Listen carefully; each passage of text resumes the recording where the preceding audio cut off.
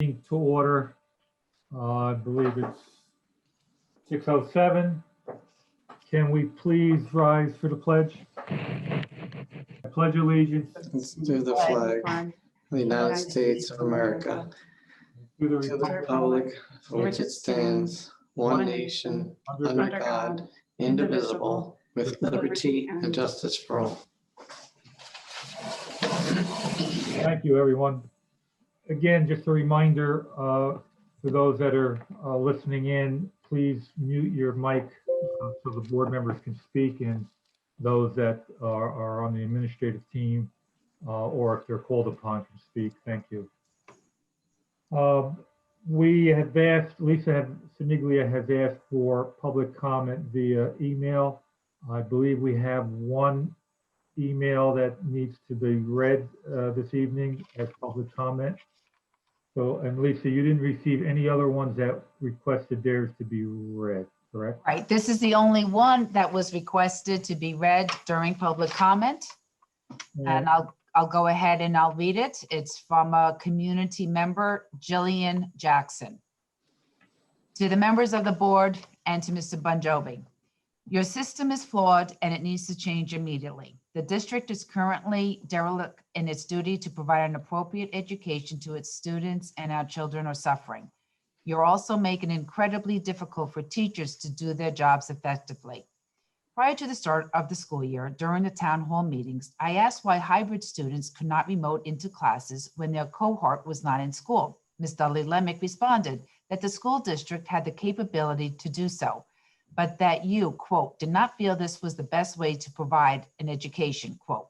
So for the past 6 months, my children have received only a portion of the education they need or are entitled to, and that you are obligated to provide to them. During that same town hall meeting, Ms. Dudley Lemick denied that providing assignments, also known as homework, during asynchronous days meant the legal requirement of meaningful instruction. Let's examine, however, what happens on these days, not just for my children, but for the majority of the children in the district. The student logs on and begins to work on his or her assignments. The student has a question about said assignment and has a few options. 1, email the teacher and hopefully receive a response that is responsive and helpful. 2, ask a parent or other caregiver for assistance and hope that they are able to help and or that their answer is the correct one. 3, say, I don't know, I don't get it, and leave the assignment unfinished. 4, ask a fellow student for help and hope that he knows what he is talking about. I help when I am able. I text other parents. I look things up in the internet. I also pay for tutors. How incredibly lucky for my kids that I have the same means to do that. But where, I ask, is the instruction coming from? On days labeled asynchronous instruction days, it's not from the educators because they are busy teaching the other cohort.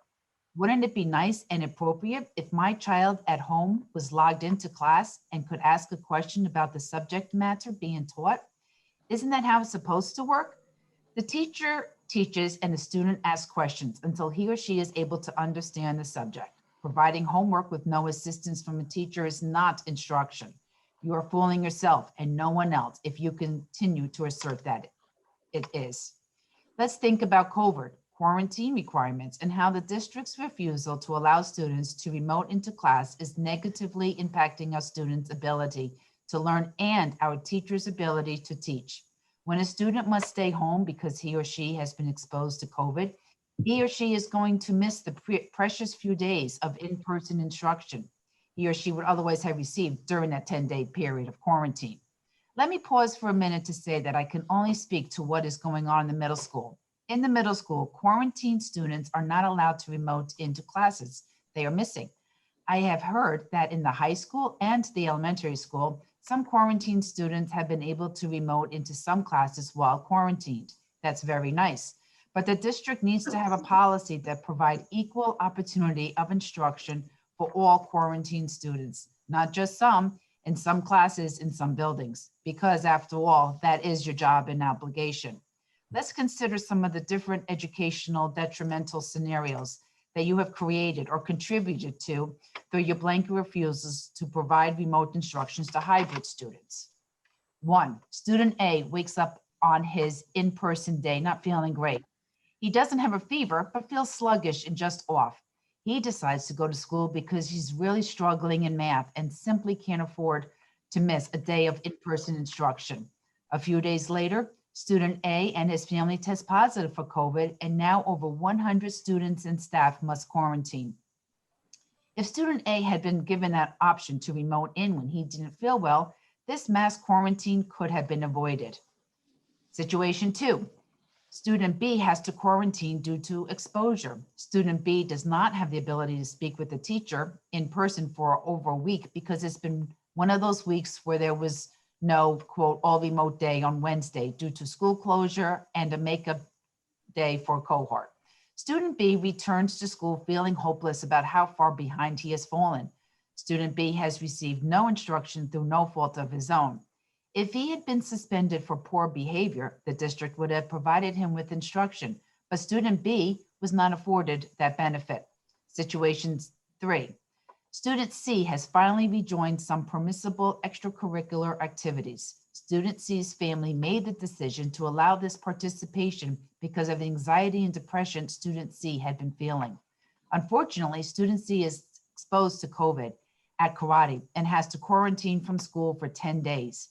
Student C's grades suffer and student C's parents decide to pull her out of her activities because school comes first and student C can no longer afford to miss instruction. Student C becomes despondent and her grades and her mental health suffer immensely. If student C had been allowed to attend her classes remotely while quarantined, her family would not have forced her to quit her activities. Situation 4. Student D is engaged at a high level in an extracurricular activity. Student D works incredibly hard and is scheduled to attend a competition. Student D's parents know that missing the competition will break student D.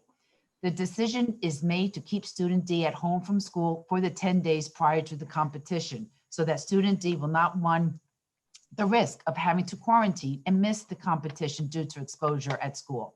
Student D should have been allowed to attend school remotely and not have to make the choice between classes and the activity that has breathed life back into her after falling into a deep depression.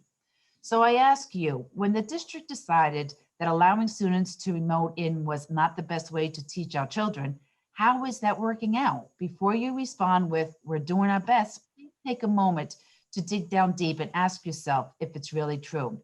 Are you hearing from parents, students, and teachers that this is the best you can do? Absolutely not. And you must do better. Surely there is more than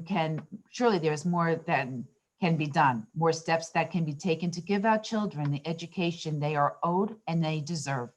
Simply put, you need to start providing all of our children with 5 days a week of instruction. If you cannot do that in person, then you absolutely must start allowing all students, not just some, the ability to log into class on the days that they are not scheduled to attend in person or they are not able to attend in person.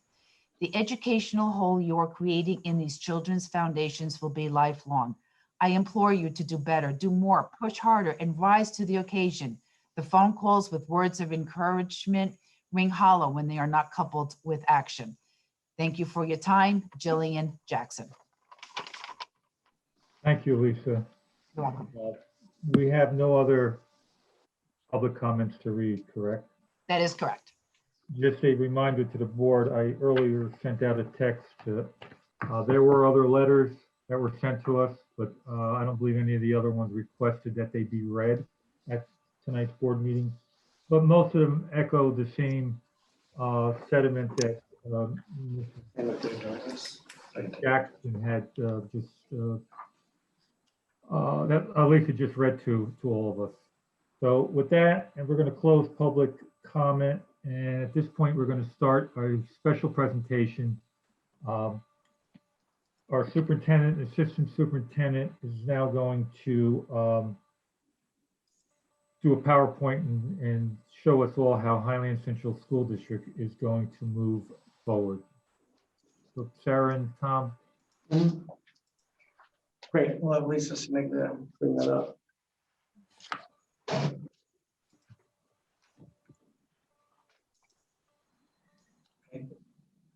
Lisa, that's running it. Are you ready, Mr. Niglia? Yep. Okay, great. You good? Yeah. You see it? Yes, I do. Okay. Everyone see that? Okay. All right, thank you. Thank you, Lisa, for reading that. And thank you to all the parents for their input. Certainly, we received, a number of emails in both directions. So all communication is good communication. I sincerely mean that. So we do need to hear. It's important to hear from the community, from faculty, staff, because your input's important. So we wanted tonight to talk about, moving forward, what some of the, where are we now?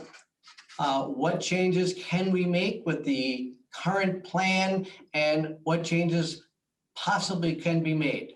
So this is the Highland Central School District moving forward. So let's go to the next slide then. So the first couple of slides, we're really just going to review what you know already. Most of this was covered in that letter that I sent out last week. So everyone knows, of course, our basic protocols. We have the daily health screenings. It is 6 foot social distancing in all areas. And of course, our faculty and staff, our O&M department doing an incredible job just cleaning up, disinfecting. On instructional delivery, of course, families had an option of either a hybrid with cohorts and or all remote. And we have had, different families at different times. We have allowed people to switch back and forth as needed. So the next slide.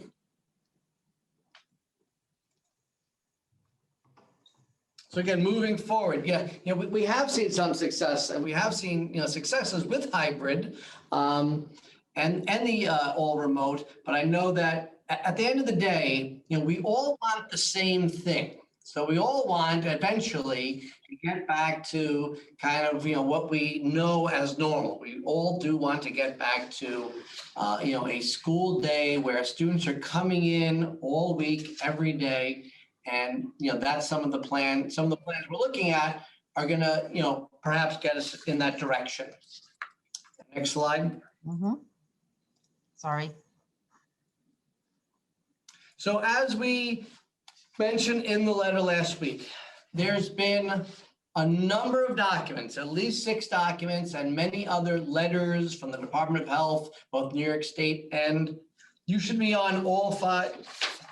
You have to move the other way, Lisa. Oh, Please.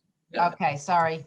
Okay. Move forward. There you go. There you go, right there. Okay, thank you. Sorry Right about there, that. all 5, yes. So again, all the documents, I'm referring to all 5, the ones to the right, which were listed in the letter. They all talk about 6 feet social distancing in the buildings, in the buses, as the best practice. Now, there is one guidance, which in a sense kind of contradicts the other 5. There is one line in the New York State Department of Health interim guidance for in-person instruction at pre-K through 12th grade schools during the COVID-19 public health emergency. It is on, if you want to look that document up, it's on page 2. It's the first bullet on the second page, which says what's up on the screen. Social distancing is defined as 6 feet of space in all directions between individuals. Or, this is the only document that contradicts the other 5, or use of appropriate physical barriers between individuals that do not adversely affect airflow, heating, cooling, or ventilation, or otherwise present a health or safety risk.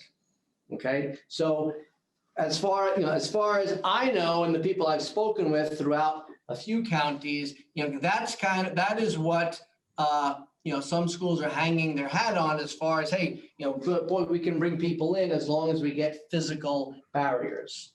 So the current guidance on social distancing, makes it very difficult. The 6 feet, it's almost impossible. Without changing the 6 feet social distancing, we don't have the room in the classrooms and hallways and cafeterias, etc., to bring everyone back. That's with the 6 feet. All right, the next slide, Lisa. Mm-hmm. That should say option A. So option A, what we're about to look at, this is if we keep the current situation we have, that we have some students hybrid, some students all remote, and we are going to stick to the 6 feet. Next slide. So kindergartners can attend, because the numbers are that low, we can get, with the 6 feet social distancing, we can get kindergartners to start to come to school Monday, Tuesday, Thursday, Friday. So 4 days a week. We would still maintain the Wednesday as an all remote day. A lot of it for, the disinfecting that's going to have to take place. We can begin that. We could begin that Monday, March 15th.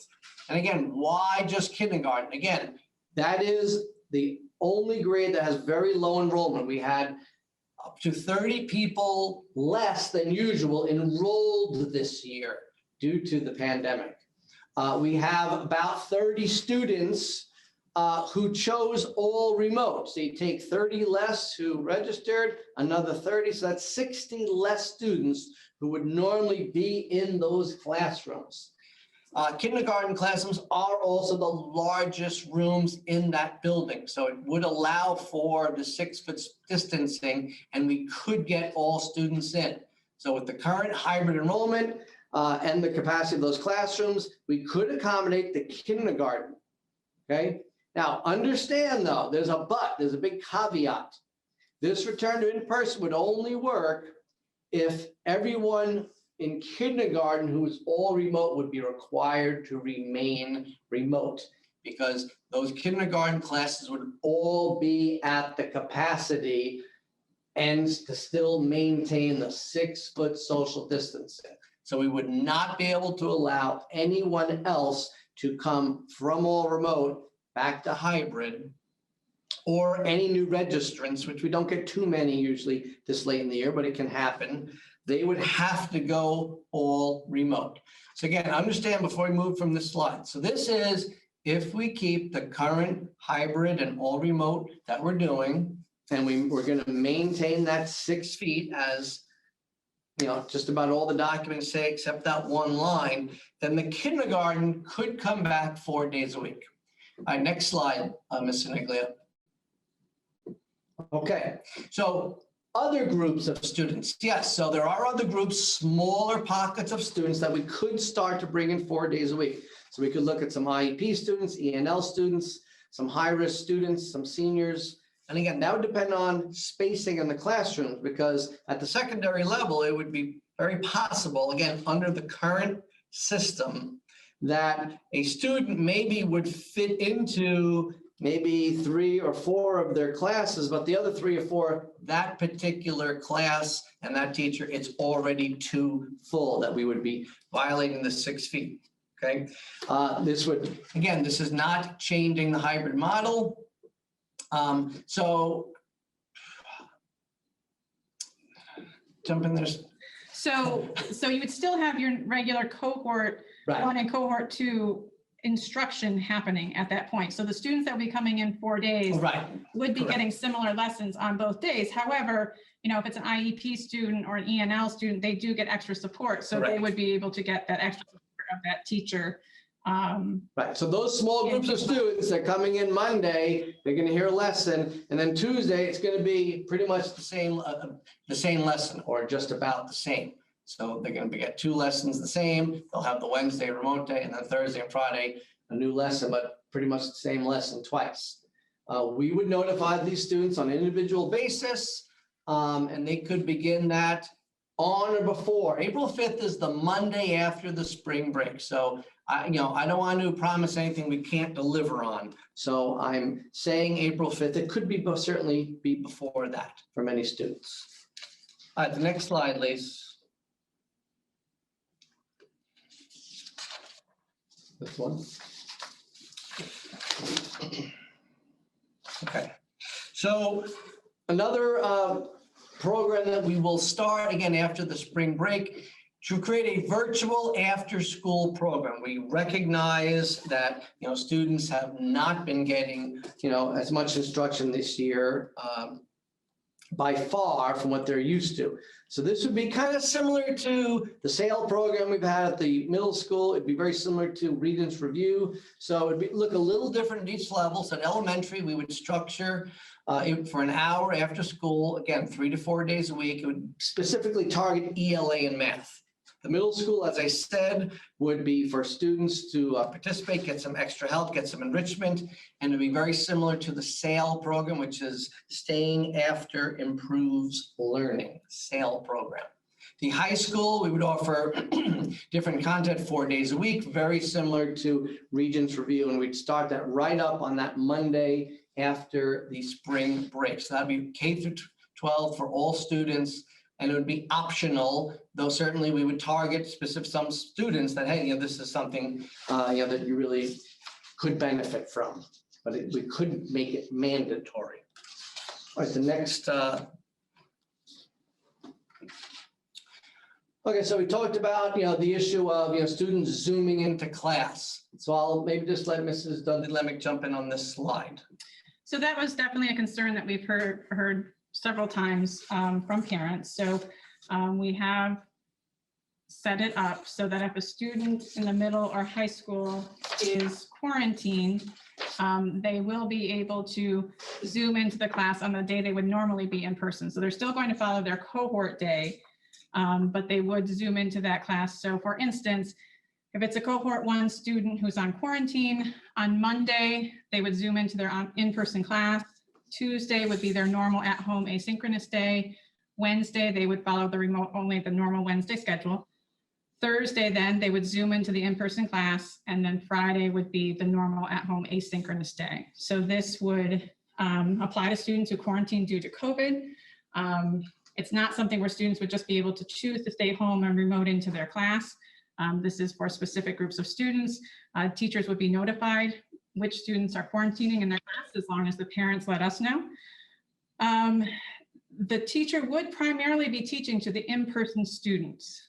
The remote student would see and hear the class, but would probably have very little interaction with the teacher or the other students. What we're really trying to avoid, and something that from talking with educators in other districts, very often what happens is when you have both the remote and the in-person instruction happening, the teacher ends up teaching essentially remotely. The students are in the classroom, but they're on their computers following along with the at-home students. So we want to avoid that. That was what we were trying to avoid from the very beginning.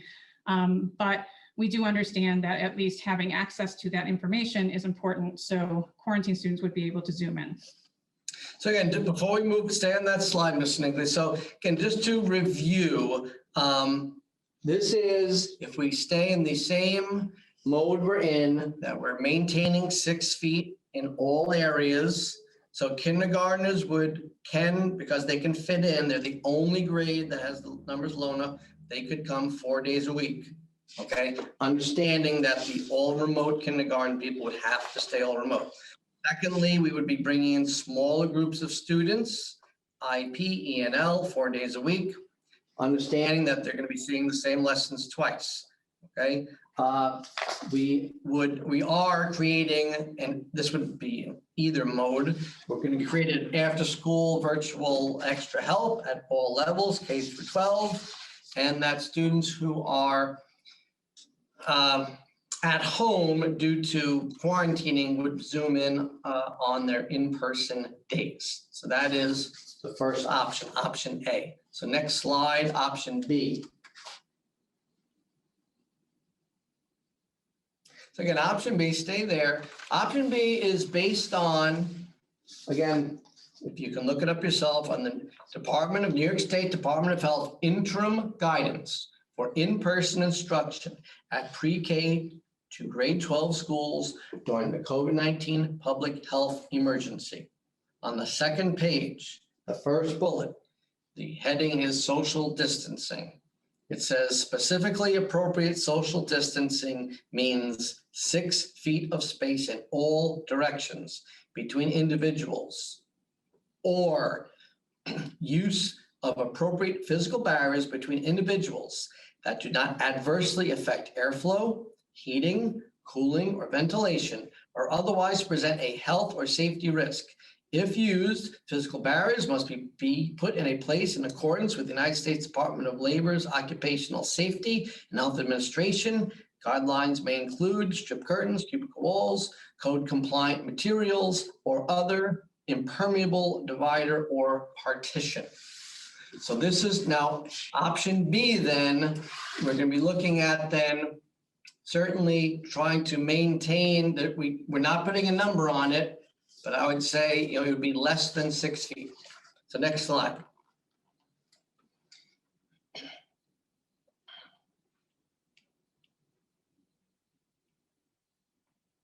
So to assist us in kind of getting a good understanding of where everyone stands, because, we've heard from both sides, both positive and negative, but we really need to hear. I don't want to just presume that everyone who is hybrid would want to go 4 days a week. That may or may not be the case. So starting tomorrow, there will be open, starting tomorrow to Monday, on the district website, on all our mediums, a survey for parents. Okay, again, it'll be open till Monday because time is of the essence. The longer we kind of take to get, because there's some slides later on, kind of see some of this is going to take some time. So basically, it's going to ask. Obviously, parents and guardians will fill out a survey for each child they have. So their name, their grade, their building. If all remote students would like to switch or remain remote. So if you're all remote, you want to stay all remote or switch to hybrid, okay? Or switch to 4 days a week. If you're a hybrid student, okay, do you prefer the current structure or do you interested in attending 4 days a week, okay?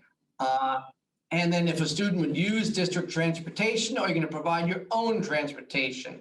Because that's going to be an issue on the buses. Similar to what some other districts in Dutchess, they've publicly said, they don't think they're not going to be able to maintain certainly 6 feet or even maybe 3 feet on the buses, depending on how many people choose to take the bus. So this survey will kind of help guide us. All right, the next slide. Yep. Now, as I already read it, again, that's the interim guidance for in-person instruction at pre-K to 12 schools during the COVID-19 public emergency, page 2, first bullet. I just want that to be clear to everyone. It does talk about that you can have barriers and be less than 6 feet. So the idea where we would bring grades 1 through 12, because kindergarten will already be back. That's why it doesn't say K. Kindergarten will be back starting on the 15th.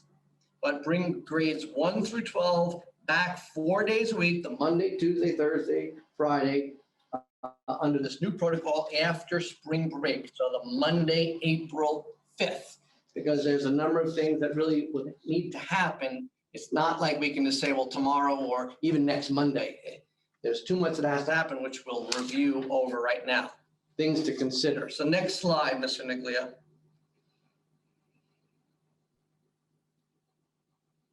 So again, I don't want to repeat, the 6 feet still remains the guidance. And, really the Ulster County Department of Health, has not weighed in on this issue of the or yet. So that's a possibility. And obviously we're reaching out to them just to see what their opinion is.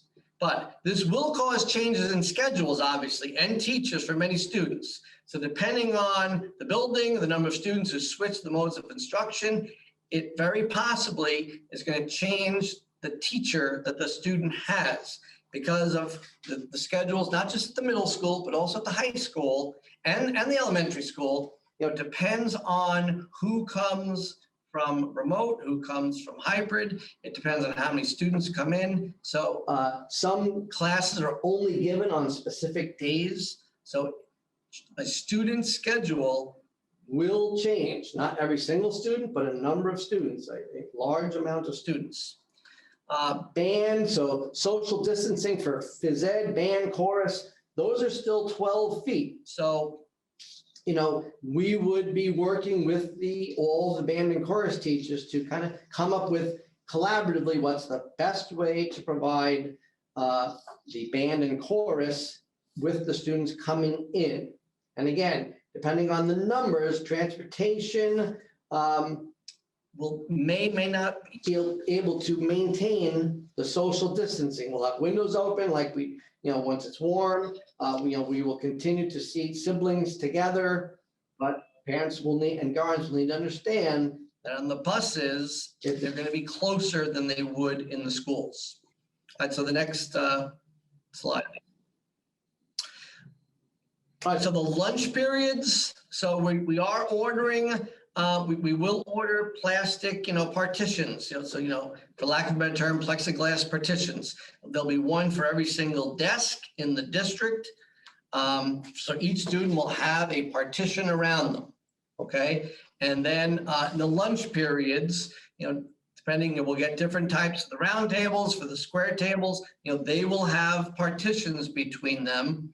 But obviously, when they're eating, they're going to be closer than 6 feet.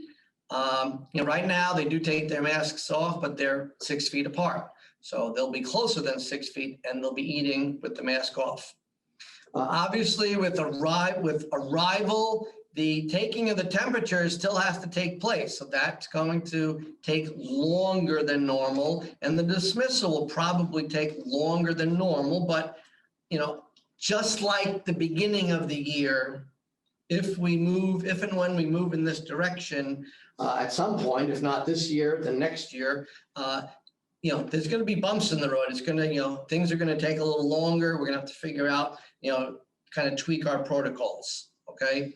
And again, the quarantining, you're going to have, a lot more people, not everyone, but because there'll still be, right now it's 30% remote district-wide. Again, that would possibly go down a little bit, or it might go down a lot. So you're going to have a large number of students in the building. So, there might be more frequent quarantining, but certainly we will adhere to the new guidance of the close contact as opposed to proximate contact. Any calls have been my decision to use close contact. I wanted to err on the side of caution and safety. So proximate contact does quarantine more people, but it does keep more people safe. But moving forward, we're going to look more closely at the close contact. Yes, that's it. Yep. Next slide, please. So again, master schedules will need to be adjusted in all 3 buildings. So that will take some time. That will take at least, even if we start tonight, it's going to take till spring break, just to make sure the schedules are all correct. We need to order all those dividers. That is, not that cost, I just say this so the board and the public understand, and that's going to be in the area of $30,000 for dividers for the desks and dividers for the tables. That's going to take a couple of weeks.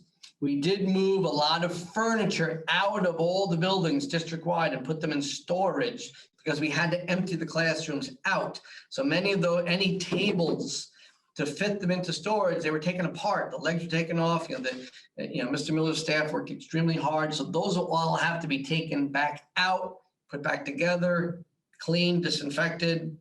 And certainly we have to adjust, areas, the cleaning protocols and food service, transportation, etc. So that is why it would take until spring break to do this. But again, that's not that far away. It's another 3 full weeks after this week. So that is option B. Again, option B is based on that we're looking at the wording from the guidance. This is what some schools that you are about to do or are going to be starting very shortly. There's a handful of schools who do that. There's other schools certainly in the state who from the beginning have just ignored most of the rules. So last slide, Ms. Sniglia.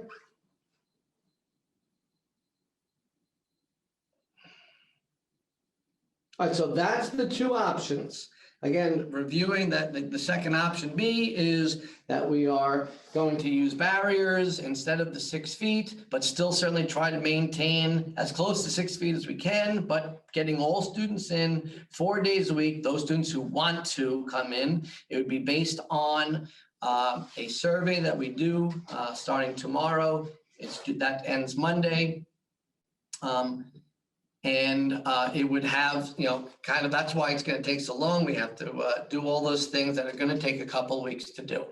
But the cost is the cost. I mean, that's nothing I am, that I can change.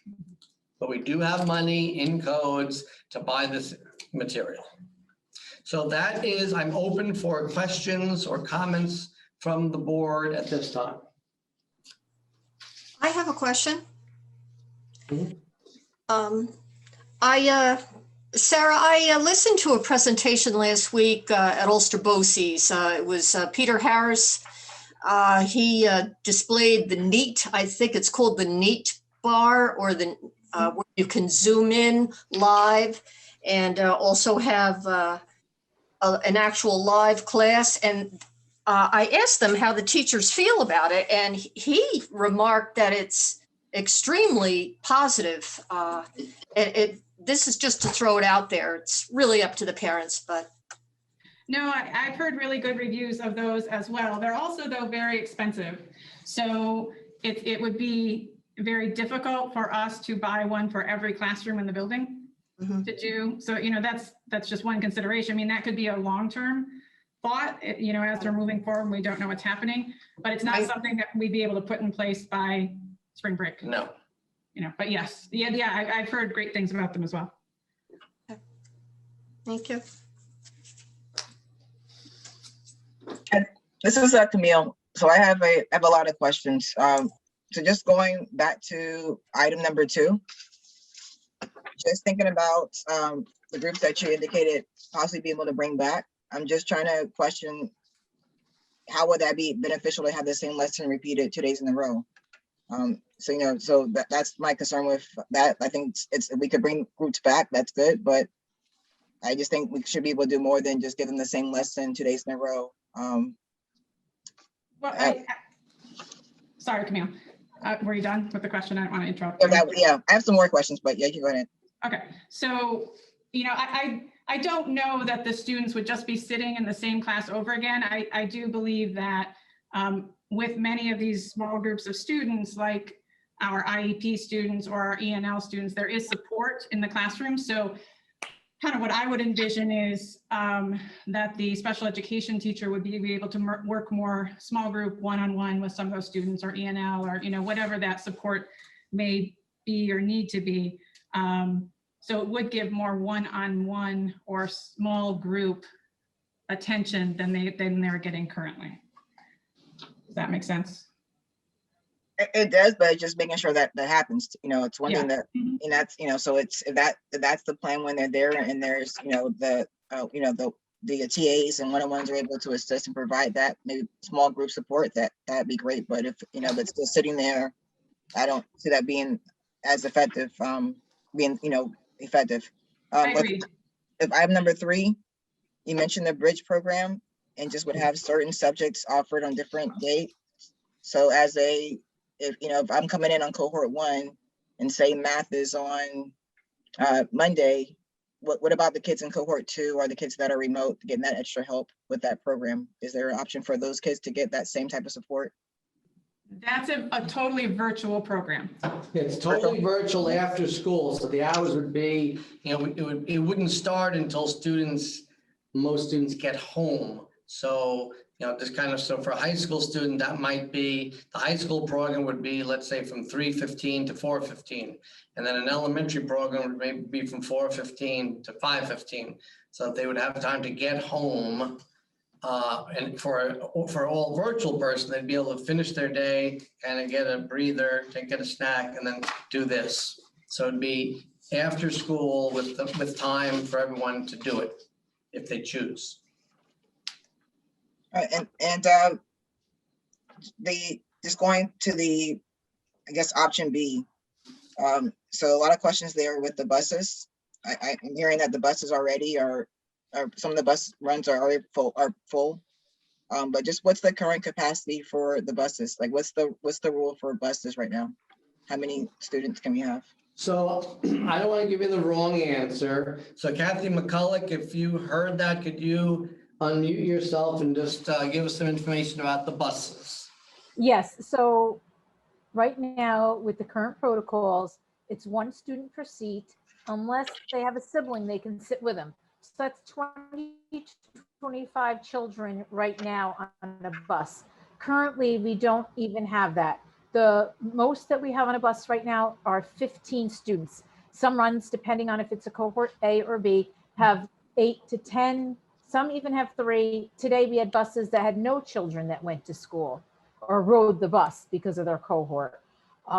And just remember that because of the safety protocols that were changed in the buses themselves, we have our high seats. So it does keep the children contained. So that helps a lot as well.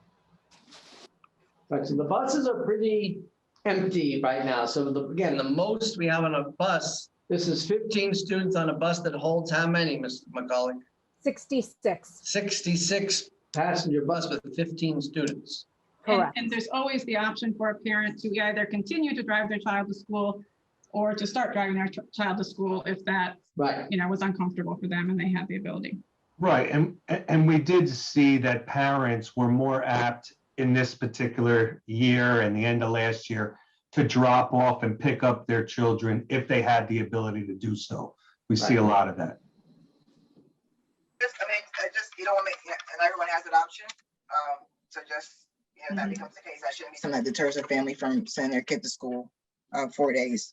And then I'm concerned just with the time frame. So I'm all about, getting kids into school, but it's also about being safe. But just with spring break is right around the corner. So you're saying about 3 weeks, spring break, and kids are back. So just getting things ordered, getting things assembled, getting master schedules, Right, no, that would be our goal, right?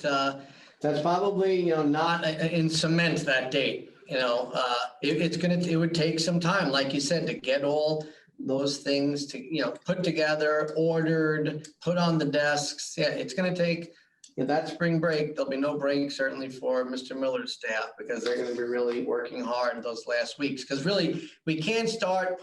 There's not a lot of places to stage to bring all that furniture in. So putting the furniture back together is almost going to have to wait till spring break, possibly. Mr. Bon Jovi, first we have to establish whether it's option A or option B. Is that correct? Correct. Or it could be both as well. You could choose to do option A and then add option B as well. Option A doesn't really necessitate much change other than we're going to stop bringing in kindergarten on the 15th, yeah. if parents so choose to do that. Right. I'm sure that there'll be some concern about the density issue. I'm sure there will be. I also don't envision normal, as we try to get back to normal with that, whatever that is. In my mind, just seeing the presentation and reflecting, I don't see a sea of plexiglass all over the place. That's not my vision per se. There were some attractive things in option A that I believe was addressing the needs of many of the parents that wrote in. We understand that allowing a child who's quarantined to be able to get into class virtually would be beneficial. Right now between the two, I'm leaning towards option A because I am concerned about the costs and we just don't have enough information. We really want to look at September and plan accordingly. Sure. And I don't want to do ready, fire, aim type of stuff. I know, we've been able to get back some activities. There's some frustration with going back and forth between the hybrid and all remote. We understand that, and there'll be some additional discussion. But I think we really need to be careful in our deliberations and what our expectations are as we're really approaching the last end of the third and the fourth quarter here. Can I ask? Oh, go ahead. I was just going to say, I think Mr. Bon Jovi just ran down to get the our example of the divider so people could see it. We meant to bring it down, so he'll be right back. But go ahead, Ed. I want to just a couple things. I see on the chat there's some discussion for further clarification on our policy regarding close and proximate contact. And in conjunction with that, I'm wondering what exactly is our current protocol during the lunchroom and during eating, where obviously masks are going to be off.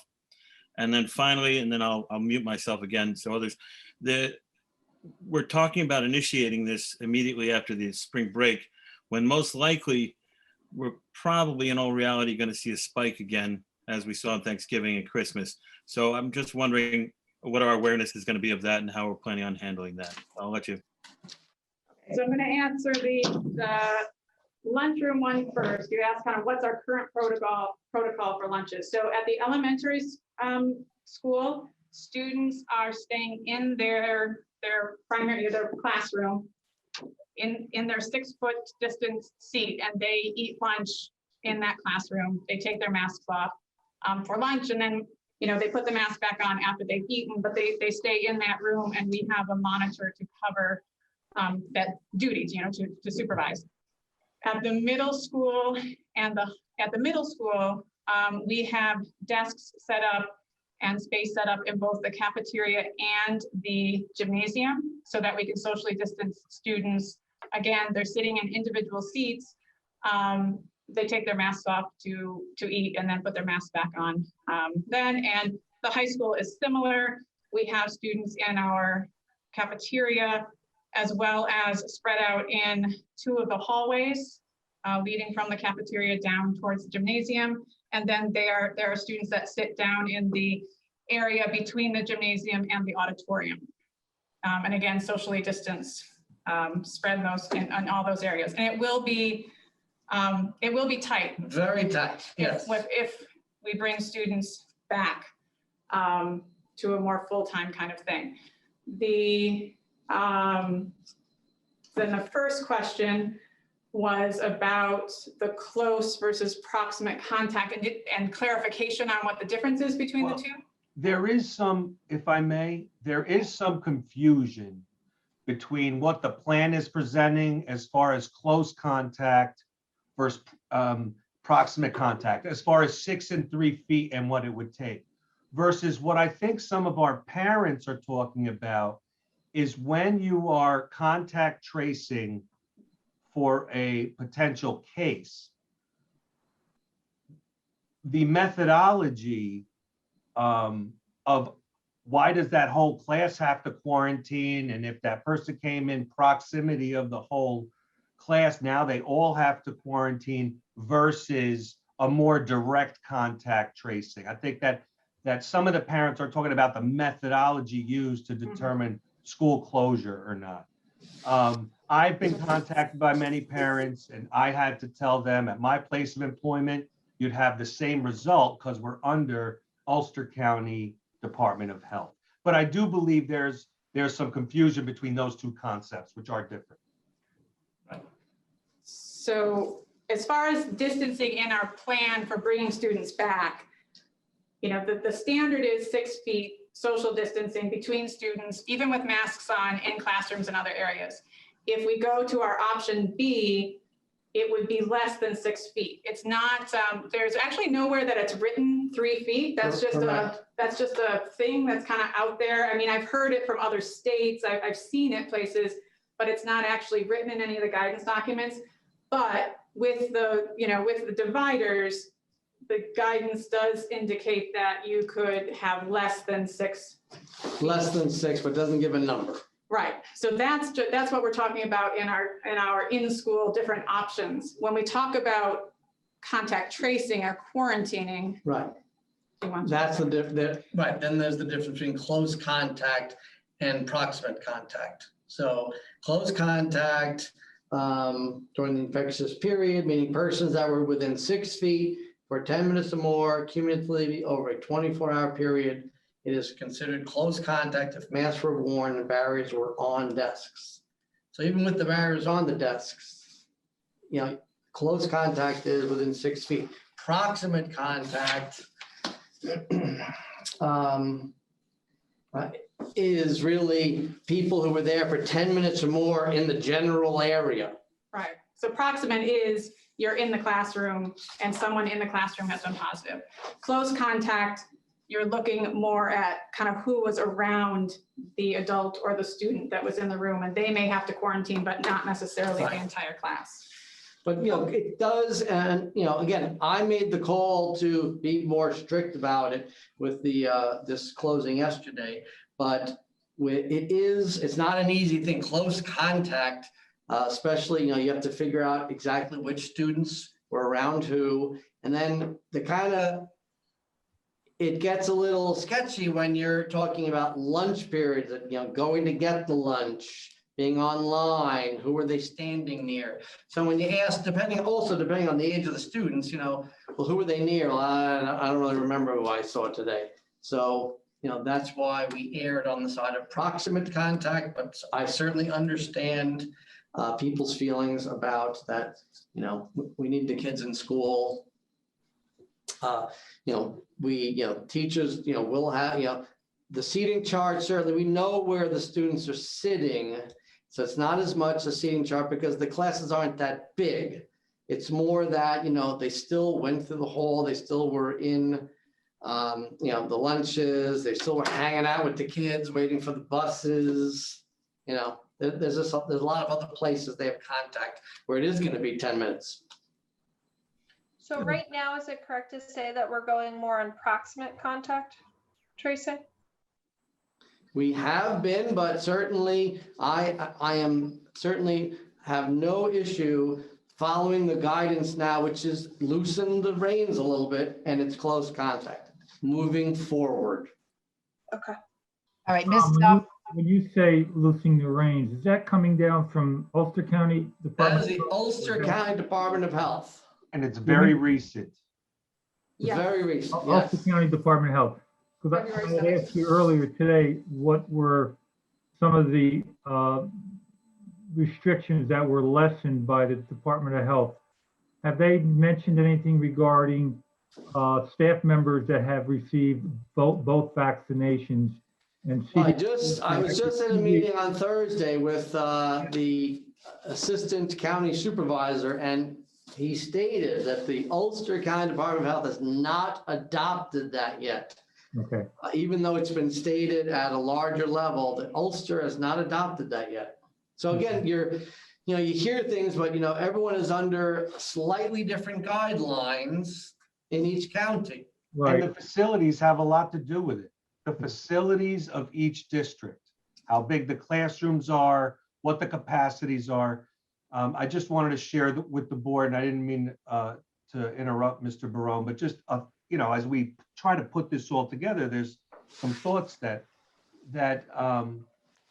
those districts looking to bring more students back took exactly the same approach that I'm hearing here. They went after some academically vulnerable students, whether that be special ed, ENL, try to get those folks back. A lot of it is contingent upon those remote populations are frozen. Like they have to stay on remote because you're dealing with capacity space issues, and especially in this district. So that has a lot to bear on what schools have been able to do. And some of the ones that I know some of our parents are drawing comparisons to, I know those spaces are bigger. Not all of them, but many of them. Al, back to you, sorry. Yeah, my point now is that I believe we're in a time constraint right now. I mean, we all want to see our students back into the classroom, obviously. From what I'm hearing, and the unfortunate thing is, I mean, we're looking at option A and option B that we just received today. And I'm hearing that to implement all this, it can be 3.5 weeks from now, which is right after spring break.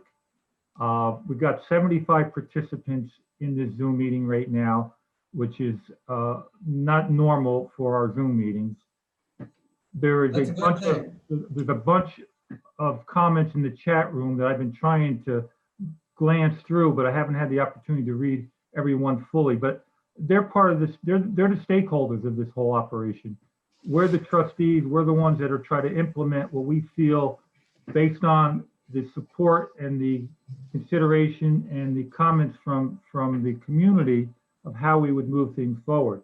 So for the entire board, with me speaking right now, I find it difficult at this point, not having the opportunity to digest option A and B. And it looks like our next meeting is 2 weeks away. I mean, we obviously can have a special meeting if the board feels that they've had enough information and been able to digest this document and get some feedback from the community. I know there was a bunch of letters that were sent just as recent as, 5 o'clock this afternoon. I need the time to digest all that in order to make a decision moving forward. I, one, would like to see our students back in the classroom. I've heard from many people, retired educators, current educators, that it's not the opportune and the right time right now, the right opportunity to educate our children to the best of their ability. I mean, they're trying like hell.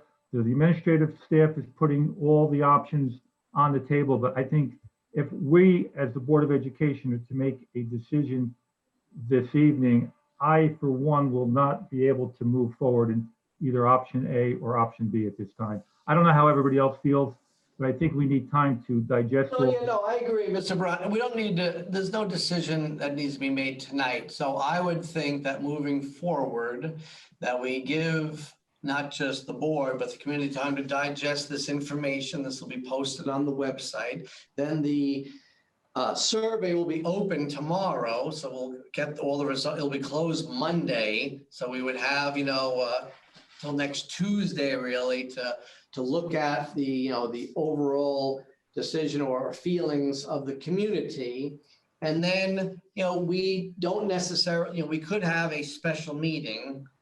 This is an important subject. We could have a one-topic meeting of kind of revisiting this. If we wanted to mid next week. So again, I didn't want to make any promise I couldn't keep. It will take some time to get all those things done. If we wait a week, could it still happen, after spring break? Maybe the week, maybe another, it might push it off another week. I also know that some districts are going to go remote the week after spring break for safety reasons. So that's another thing that we haven't discussed yet. But keep in mind, the numbers are in some areas still high. We do have a number of staff though who are have their vaccinations now, so much more than we did obviously in January. But that's something we'll also have to think about. If we were going to even take a pause after the spring break, because people may go away and risk some spreading. So that we're not looking for an answer tonight. I would say we could easily report back to the board next Tuesday or so, what the results of the surveys are, and then we can take some more think time on it. Even if it did wait until the March 16th board meeting, that's not that big of an issue. I'm just gonna, we definitely need the parent feedback, and for all those listening, we need big participation on this survey coming up. However, this board has seen surveys come back 50-50 or kind of close to it, which means, then we've got some interesting discussions and decisions ahead. That's all. We need the data though. On the chat right now, Mr. Bon Jovi and Sarah, Mr. Fiorisi brings up an interesting point. I'm just curious if you could talk us through the benefits or the disadvantages to he's saying. A lot of people in the South have been using a 1-2-1-2-1 model, so that there's 5 days of instruction with the alternating cohort zooming into the classroom, so that all children are receiving instruction every day, but the cohort shift between zooming and in-person instruction. I'm just, you and Sarah would be far more versed on what the ability to do this would be, or what the advantages and disadvantages would be. And I was wondering if you could address that. So, what we had said even back in September, and I believe Ms. Jackson was addressing in her letter as well, when you have students in your class and then you have students on your Zoom, that makes it difficult for a teacher to address the needs of both of those groups of students. So the reason that we chose not to use that model in September was because we wanted, if a student was going to be in class in person, we wanted the teachers to be focused on those students in class when they're there. When you have students zooming into a class while the people are in, what can happen, and I have many teachers in my family, as well as, of course, colleagues around the state and around the country, very often what can happen when you're doing both is that the instruction really just ends up happening through the desktop or the laptop or through the Zoom experience, rather than being a real good in-person experience for the students who are in school. So that's why we chose to go with that model. If we go to that model now, from whatever it might be, April 1st to the end of the year, to completely change, kind of back to a normal A/B schedule, does mean that you have to rewrite the master schedule. That virtual day on Wednesday is built into our attendance structures, to pretty much everything, and that will make it very difficult to redo all of those schedules. But it's certainly, it's an item up for conversation. Yes. Well, Okay. some things are up for conversation and others aren't. As much as we would love in some cases to dictate terms, this is a public school, things are collectively bargained.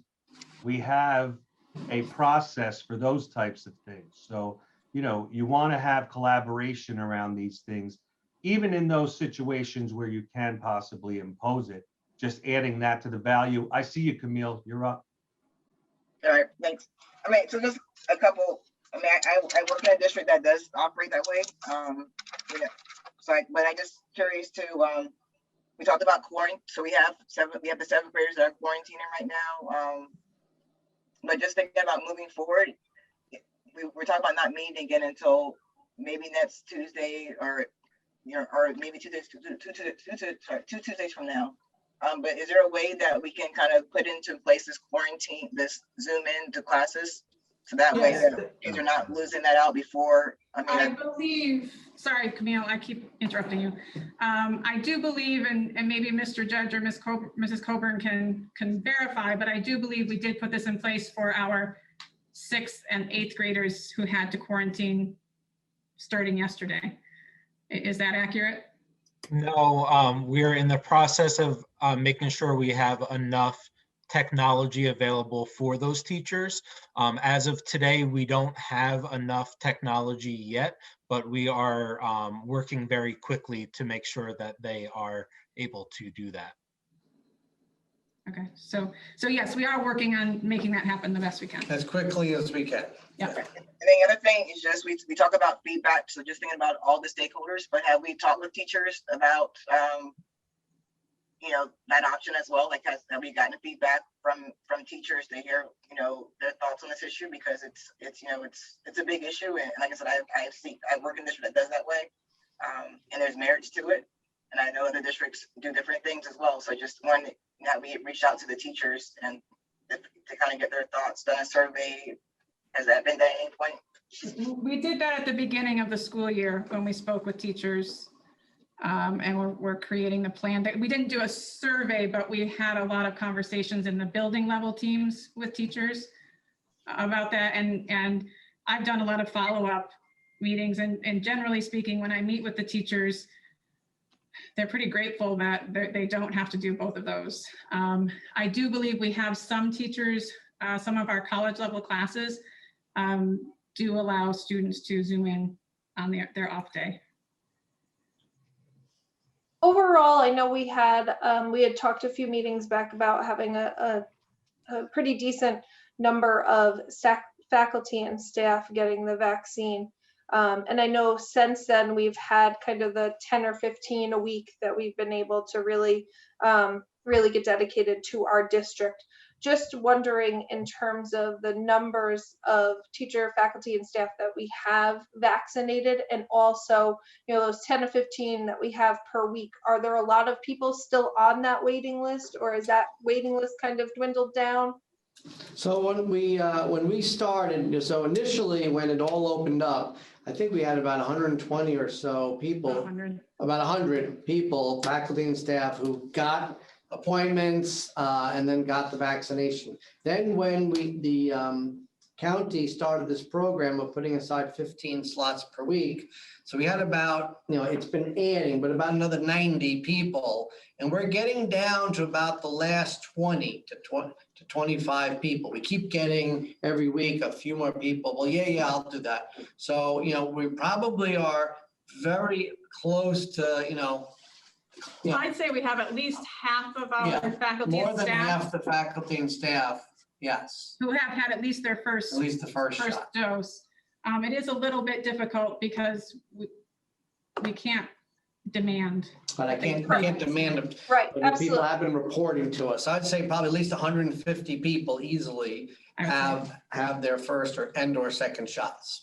Now, just a question, because I know it's been communicated that even though they are fully vaccinated in the 2 weeks since the second vaccination has passed, they still need to quarantine as a result. Is that a state or is that Ulster County, just to be clear? That's Ulster County right now. As far as I know, although truthfully, I haven't looked at the state site recently. When the governor first announced it, it seemed like that was the way it was going to go, but sometimes those announcements are made and then they have to walk back from them. Right. So, but I definitely know that Ulster County has said that they are not on board with that yet. Yeah. Each county and even each school district, which they keep repeating, you're allowed to be more stringent than the guidance. You can't be, you're not supposed to be less stringent, but you can be more stringent. So Ulster is being a little more stringent on that one than for example, Dutchess. Okay, so that is county. So even if the state comes back saying one thing, we still follow the county. Just curious on how that works. Yes. So county would still overrule state? There are direct authority, Heather. Yeah. Okay. Which is interesting because if something goes the opposite way, we have to follow the state, right? So if the state is more. I know. Right. Yes. So just to be clear, because I think that is confusing. It's kind of like whoever is the more cautious rule is what we have to go by. Because education legislation doesn't come from the county level, it comes from the state. Since this is a health situation, the county's Department of Health is point on the issue. Right. Okay. And that's what's made it a little bit confusing through all this, because you have, it's a big thing that hits every area of life. So you have the Department of Health doing parts of it, and you have Department of Education doing parts of it, and you have, other agencies, the governor's office doing things. And so, that's one of the reasons it's been so confusing. And I'd say, the vaccination thing is a little bit frustrating. We want people to vaccinate, but Yeah, I mean, they don't know the science yet. So yeah, the frustrating thing to me is, from a state level, they have prioritized teachers. I mean, there's neighboring states, Massachusetts, Jersey, who don't have their teachers in that first phase, whereas New York does. And to me, the purpose is to get our schools back in. Otherwise, what's the purpose of really prioritizing them to the very first stage? So just want to make sure. It's a September strategy. It's a September strategy because what we know now is it's going to take a while to get people vaccinated. I mean, Ulster, thankfully, is one of the few counties who is setting aside slots for schools. Other counties around us are not doing that. I do know people in other counties they're trying to find a vaccination site and get an appointment. They can't, where we automatically know we have 15 a week. But we were told that is coming to an end soon. So once all the schools in the county get down pretty low, that's going to end the exclusive for schools. What I heard, Heather, this morning, that Ulster County is receiving more doses of the vaccine than they have in the past week. So almost double this week and moving forward. And I think I heard just recently that from the White House that we're being told that there's the hope that everyone that wants to get vaccinated will be vaccinated by May. Is what That was I'm- the headline I saw this evening. Right. The other thing, Tom and Sarah, what I've read on some of the chats, some community members, parents are looking to see that our option A and B. So can we post that on our Yes, website of for them to course. be able to look at that, and hopefully we'll get some more feedback. What is the direction of the board at this point in time as far as moving forward? Either staying status quo or going to option A or B, or waiting for the survey and see, or adding a couple more bullets into the survey and see how that comes back from parents. What's your feeling? I mean, so just if I can jump in though, I'm a pseudo board member that, I would say, again, like I stated earlier, we'll get this posted first thing in the morning, announce the survey, give people time to digest all of this, give the board time to digest it. Give us time to look at the results might be very obvious by next Monday, one way or the other. And then we can report to the board just informationally, and then we can decide which direction to go. I'm not really, we don't really need a board resolution necessarily. So if the survey goes one way or the other, very obviously, it could really just be, okay, let's move forward. Yeah. Maybe does any other board members have any additional questions or clarifications that you haven't asked yet? Ed, I'm not sure that we got to your third question, and now I don't remember it. Oh, you're muted. You're muted. You're muted. You're muted, Ed. Sorry about that. See if you remembers it.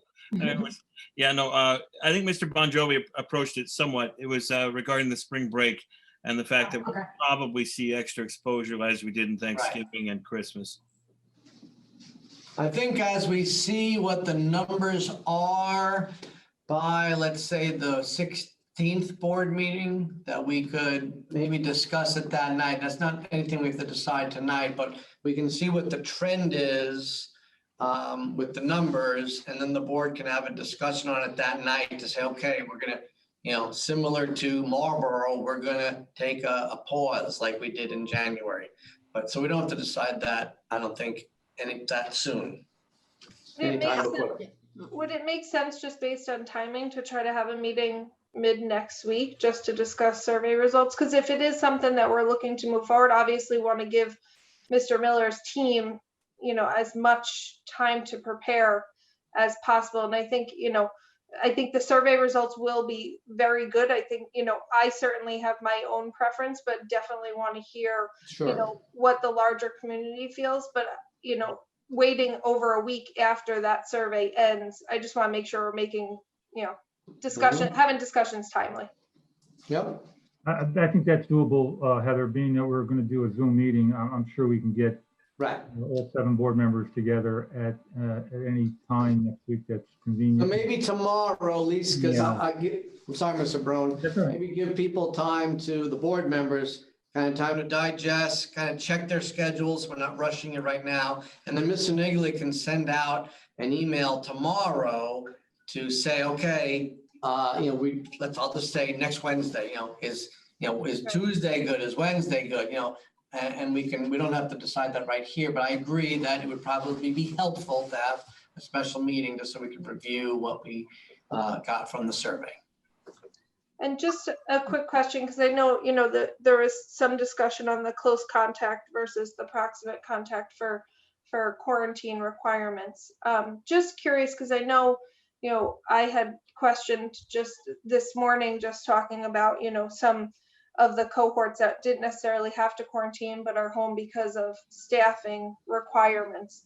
Do you think the proximate versus the contact and kind of moving more in the direction of the close contact tracing, that will help alleviate that situation at all? I mean, you know, Yes, that will alleviate the situation. That Okay. there'll be less people quarantining, less staff quarantining, you know, once we go to the close contact. Okay. Yep. An answer to some community members that just had some comments on chat. All our board meetings, either regular board meetings or special board meetings, are Zoomed right currently, and they will be live streamed. Only our executive sessions will not be live streamed. So if we have a special meeting next week, it will be live streamed. Mike B., there's a comment on the chat screen in regard to Marlboro. Marlboro students are getting 4 days of instruction, 2 days in person, 2 days on Zoom. How are you working out with that? Well, that has not gone into effect. That is being planned for after the spring break. Okay. And after, when we come off a break, we go right to a 1 week pause there. Okay. All right. So that's not happening. Okay. All right. Thank you. Really a fourth quarter strategy. Okay. Thank you. Okay, is there anyone else that wants to make some comments? Just one more, just a clarification. In the event that we were to go to option B, will families be able to go back and forth? You mean like start out remote and then come into in-person or vice versa? Yeah, so that also adds another factor to the planning. No, I mean, really, it would, Yeah. I can't see us, we would not be able to have that flexibility of, you know, it would, once we do this, people are gonna have to just commit to one or the other. Yeah. I mean, really, it's 3 months. Not Yeah. even. Could that be clarified in that survey? It is actually. Yeah. I'll have to look at it again, but I believe that it does. And if not, we'll add a line.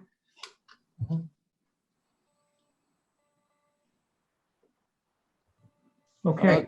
Al, one second. We have any more questions? Yeah, Al, I, as much as anybody, would like to bring as many students back into the school buildings as safely as possible.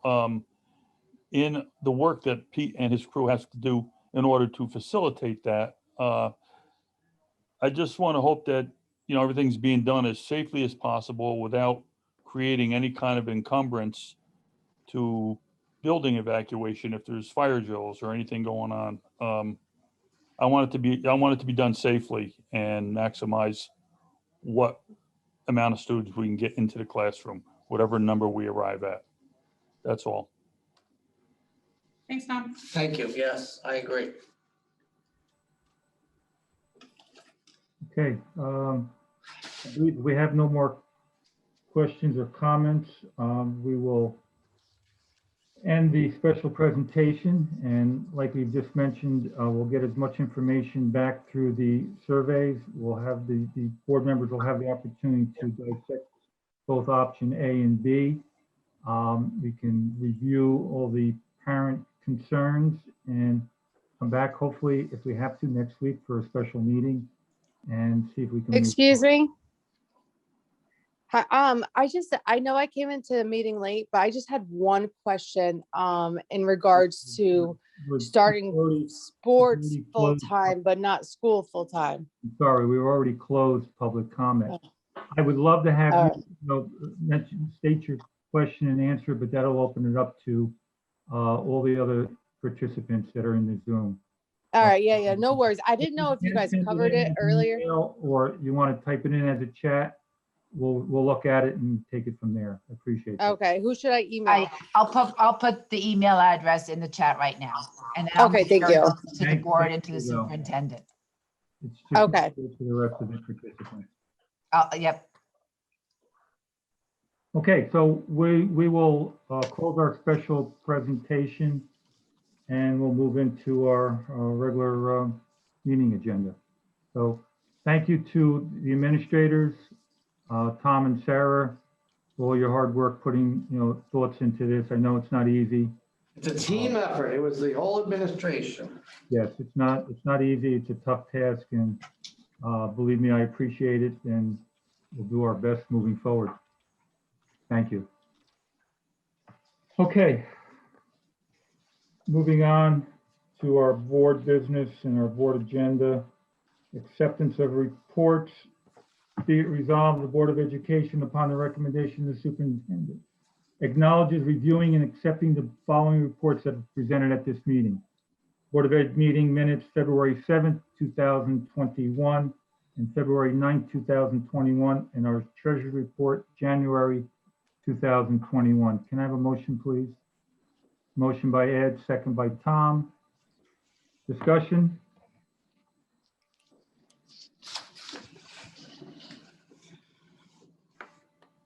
All those in favor? Aye. Opposed? So carried. Under personnel, do you have an issue taking personnel from A through J? If there's any exceptions, we could pull it out and handle it independently. No I don't objection? have any issue. Nope. So can I have a motion to take personnel as a block from A through J? Motion by Heather, second by Sue. Discussion? All those in favor? Aye. Opposed? So carried. Mr. Bon Jovi, do we have any recognitions this evening? No, we don't. I just want to, because the people who was, Tim Curtis is resigning coming up, but good luck to Tim, and Stephanie is still here for the rest of the year, and she continues to do a fantastic job. But I think that's everything. Right. Okay, moving on, student reps. I believe one of our student reps has a sports practice this evening, and the other student rep is out of town. So we will not receive a report from our student reps this evening. Under business and operations, budget transfers. Be it resolved, the Board of Education, upon a recommendation of the superintendent, approves the following budget transfer for the 2020-2021 school year as presented to the board at this meeting. Budget transfer 5861 for $16,000 is middle school textbooks. Budget transfer 6271 for $22,000 is for transportation software. Budget transfer 6269 for $15,000 is for high school graduation expenses. Budget transfer number 6317 for $50,000, potential HTA and HSA retirement. Can I have a motion, please? I make a motion. Motion by Tom, second by Heather. Discussion? I have a quick question on the transfer related to high school graduation expenses. Just curious what that is based on. Did we not have really anything budgeted there originally? Is it based on requirements? So we've never actually had, we didn't set aside a separate account for the high school graduation. So every year, we have to set up, we did do a transfer. I think moving forward, we did set specific money aside, but that pays for, the stage, the videographer, the chairs, yeah. So it pretty much costs most of that cost. So it was never budgeted for in the past? Correct. I guess is the question. Okay. So it's not related to changes based on COVID or anything like that? It's just based on that we've never budgeted before? Okay, thank you. Okay, and for clarity, we've included a purpose on our transfers now, so you get a better idea of what they're for. So we have a resolution on the floor. All those in favor? Opposed? So carried.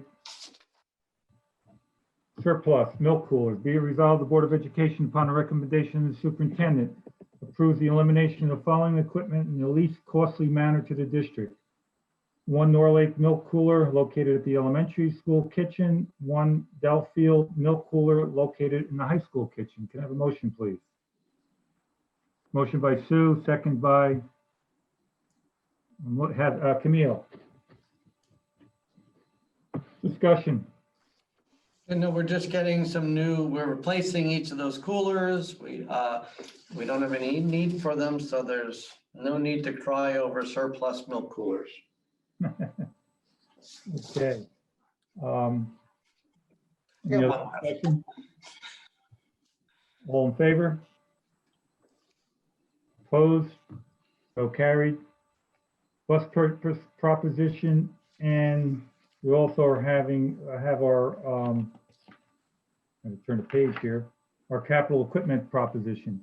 Does anyone need, before we make a resolution, anyone need to review what the proposition entails as far as the number of buses and Mrs. Gillette, so I'm gonna, thanks for coming by.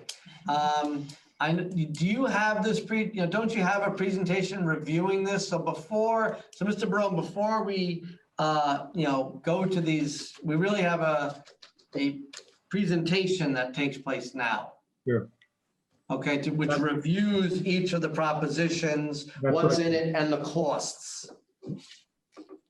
Lisa, are you ready to? Lisa Soniglia, you ready for that? Lisa. Okay, back by popular demand, we have Lisa Gillette. Okay, thank you. Hello, everybody. Thanks, Lisa. Can you start the PowerPoint from the beginning, please? Thank you. So this PowerPoint will review the capital and transportation propositions that you will discuss tonight and possibly vote on. Okay, next slide. At the last meeting, a few questions were raised regarding the bus and the capital equipment referendum and how the district was going to pay for it.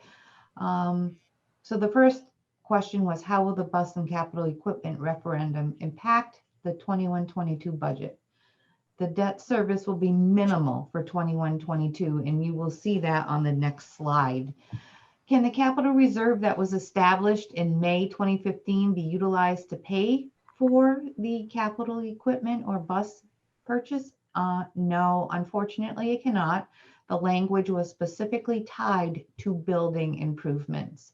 And then the last question that was raised, can a reserve be established to purchase capital equipment? And the answer is yes. A capital reserve fund for buses and other capital equipment only can be established by voter approval. In order to establish it, the following needs to be known: the ultimate amount, the duration of the reserve, and the source of sums to be deposited. This information came directly from Dan Pettigrew, the school attorney. He is ready to draft a resolution when the board is ready, if the board is ready to go that route. Okay, so hopefully that answered those three questions. Next slide, please. This slide shows an amortization schedule for the combined bus purchase of $393,000 and the proposed $359,750 O&M equipment proposition. So the grand total is $752,750. The payment would be divided by 5 years. So the bond, it would be a serial bond issued for 5 years. The first year, 21-22, if you look across at the 18,819, that's the only amount that will be included in the 21-22 budget. The following year, the principal amount is $137,750. The interest is $22,583. So the total debt service is $160,333. State aid would be generated from the bus purchases, the transportation purchase of $47,040, which would leave a net local share of $113,292. And you can see 23-24, the principal is $205, the interest is $18,450, total $223,450 less the state aid. And then for 24-25 and 25-26. So you see with 26-27, there's state aid generated of $47,040. However, there's no principal and interest payment.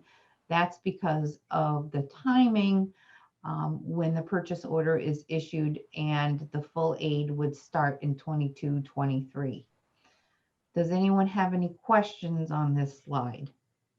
Lisa, right now for the serial bond, you're basing it on 3% interest rate. What are serial bonds right now bringing? So when our financial advisor, Bernie Donegan Incorporated, provided this, they are very conservative with their interest rates. I believe now they're generating about 1.5%, maybe 2%. Okay. They're not as good as when we sold in June, which was less than 1%. Okay. Okay, thank you. Lisa, I was going to, I had a couple questions in regard to how our budget for spending on buses for this past year for gasoline and any maintenance. And I would imagine we've seen some savings because I'm not prone to voting for the buses. So I was hoping for two separate cost presentations. So am I correct that you have seen savings in gas and maintenance for this year? Absolutely. Okay, all right. So will I still be able to vote no on the buses and yes on the equipment? Or is this one? You can vote however you want, certainly. Okay. Two separate propositions, Love. They're two separate propositions. Oh, okay. It's just the amounts were put into one. Right. I was hoping to see how much effect of the levy for the buses and how much effect of the levy for the capital purchases. Like you did last year. I remember you broke it out last year. I'm just writing this down. As a sidebar right now, and it doesn't apply to this year's budget, but obviously because we're coming on it too closely. But I know Sue had mentioned in the past that she had inquired about electric buses, and they do in fact exist, and there are possible grants. So in future years, I'd like to see if we could put together something of an exploratory committee to look at their availability, their cost efficacy, as well as how their longevity, and if it might be something we could apply to the district. Oh, thanks, Ed. I don't know if Pete Miller is on this or Kathy McCulloch want to weigh in. Yes, electric buses do exist. They are quite costly, and right now, the technology just isn't there. They don't go that far on a charge. Well, in that exploratory committee, I would also suggest that our own transportation director be involved, because we do have charging stations right at the rail trail where a lot of the buses do park themselves. So I'm wondering if it might be something we could correlate or use in Sure, conjunction. I think we have the information. We can get that to you. Yes, that's not a problem. I will work on that for you. Okay, thanks, Kathy. You're welcome. Okay, Lisa, can we go to the next page, please? No, thank you. So as you recall, there were two 65-passenger buses and two 30-passenger buses for a total of 393. And next slide is the proposition language for the buses. The next slide details, next slide please, Lisa. It details the operations and maintenance equipment that's being requested. And then the last slide is the language for the O&M equipment. Okay. I will send an email to Bernie Donegan after the board meeting and ask them to create two separate amortization schedules and send that to the district, to Dr. Gottlieb.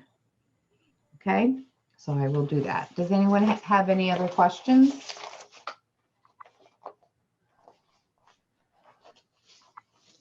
No questions?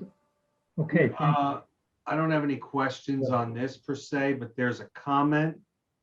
Is this my understanding that this is your last meeting, Lisa? With Yes. us? Yes. I wanted to say it was a pleasure working with you. I wish you the best. You've done an outstanding job for the Huskies. Thank you. I totally agree. You've been wonderful for the district. Thank you. Thank you, Mrs. Gillette. Thanks. Still It's not been happy. My pleasure. You have a wonderful team here, and it was a pleasure to work with both Tom and Sarah and everyone else. Thank you. Thank you, Lisa. Okay, we have, the first is our bus proposition, and then we have the capital equipment proposition. So we'll move the bus proposition forward. Be it resolved, the Board of Education, upon the recommendation of the superintendent, approves the following proposition to be placed in the ballot at the annual meeting of the qualified voters of the Highland Central School District, which will be conducted on May 18th, 2021. Shall the Board of Education of the Highland Central School District be authorized to purchase the following vehicles, including incidental safety and communication equipment in connection therewith, for a total estimated maximum cost of $393,000, which includes two 65-passenger buses and two 30-passenger buses, which total estimated maximum cost of $393,000, or so much thereof as may be necessary, be raised by the levy of a tax upon the taxable property of said school district and collected in annual installments, as provided by Section 416 of the Education Law, and in anticipation of such tax, obligations of the district be issued. Be it further resolved that the district clerk is hereby authorized and directed to include notice of such proposition in the notice of the Highland Central School District annual meeting. Okay, can I have a motion to move the bus proposition? Motion by Sue, second by Ed. Any further discussion? Now, I would just like to reiterate, I think we've saved a tremendous amount of wear and tear. And we had Pete Miller graciously wait 1 year for his equipment. I think we can do well by not financing new buses this year because of such diminished use. Anyone else? Okay, I'll ask Lisa. Sorry, Alec, I didn't hit my unmute button fast. Go ahead, Mike. I'm just saying, I did hear Ms. Gillette say that there is quite a bit of savings that we've garnered in some cases this year, I thought, with regard to transportation possibly. Was that accurate? Yes. Thank you. Okay, Just to play advocate here, even putting, this is something that's going up for a vote, and ultimately it still is left to the voters to decide. So I see no harm in putting it out for a vote and letting the voters, the taxpayers themselves decide. So then, And Sue, I understand and I agree with your concern, and your comment about this past year, saving some money on the wear and tear of the fleet. But I sat, and I believe some of the other board members sat through years where we did not put a bus proposition up, and we fell somewhat behind on keeping our bus fleet current and up to date. Where then the following year we had almost double the proposition to bring it back up to the type of plan that we have moving forward of replacement. So I again will support it for that reason. I hear you. I'm just doing it because of the diminished use. I don't think even if it was voted down that we would see any difference. Thank you, Sue. Any other comments, Heather? Just in terms of the diminished use, I think, there is some less that we're doing, but those buses are still running. It's just maybe has some less kids on it. The routes are still running. I would say probably pretty consistent, but I would leave that up to Kathy. But, I wouldn't say the diminished use is really that significant this year. It's been enough to save. We have a lot of savings in the budget. Something's happening. Okay, anyone else? Any comments? Okay, Lisa Siniglia, can you move this to a roll call, please? yes, I'll state your name and just say either A or nay. Camille Adoma, A. Mike Bakaxias, Hey, Sue Gilmore. Nay? I'm sorry, Sue. No. Thank you. Ed Mizell, A. Heather Welch, A. Tom Miller, A. Alan Barone. A. Okay, so that's 6 in favor, 1 no. Okay, thank you. Our next proposition is the capital equipment proposition. Be it resolved, the Board of Education, upon the recommendation of the superintendent, approves the following proposition to be placed on the ballot at the annual meeting of the qualified voters of the Highlands Central School District, which will be conducted on May 18th, 2021. Shall the Board of Education of the Highlands Central School District be authorized to purchase maintenance and grounds equipment in the nature of utility grounds vehicle and ancillary equipment, large capacity snow removal equipment, trucks with plows, trailer, plow, and commercial grade maintenance equipment, which total estimated maximum cost of $359,750 and the sum of $359,750 or so much thereof as may be necessary be raised by the levy of a tax upon the taxable property of said school district and collected in annual installments as provided by section 416 of the education law and in anticipation of such tax obligations of the district be issued. Be it further resolved that the district clerk is hereby authorized and directed to include notice of such proposition in the notice of the Highlands Central School District annual meeting. Can I have a motion, please? Motion by Sue, second by Mike. Discussion? Okay, no discussion. Again, as Sue mentioned earlier, we bypassed this proposition last year coming into the pandemic crisis. I think our O&M department has worked diligently with the equipment that they've had. We've increased our square footage of pavement and sidewalks with our capital project. So some of this equipment is desperately needed to maintain that investment into the district. So I think it's time that we look at this and move it forward. So if no one else has any comments, I'll ask Lisa to move it to a roll call. Okay. Well said, Alan, you're spot on. We asked the man to wait a year. They need this stuff. So thank you. Thank you for the recap. Thank you. Okay, I'm going to state your name. I'm going to ask if you could just say yes or no, since the sounding is a little bit different through Zoom, if you don't mind. Okay, Camille Adoma, yes or no? Yes. Okay. Mike Bakaxias, Yes. Sue Gilmore, Yes. Ed Mizell, Yes. Heather Welch, Yes. Tom Miller, Yes. Alan Barone. Yes, Okay, that's all in favor, 7-0. Thank you. thank you, Lisa. Lisa, you're up again. Okay, so we're going to review the budget, where we are right now. And certainly we'll be continuing to review that budget. We do have some time still. I'm sure Mr. Leck will review. So we're not making any decisions tonight, okay? So we have time, we have until really the meeting in April, ultimately to make the, to adopt the budget.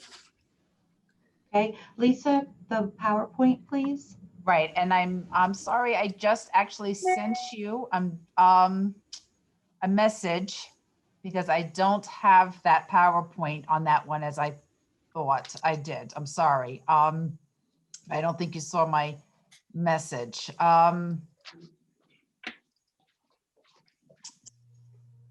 So Well, That's it. She's just leaving. bear with me.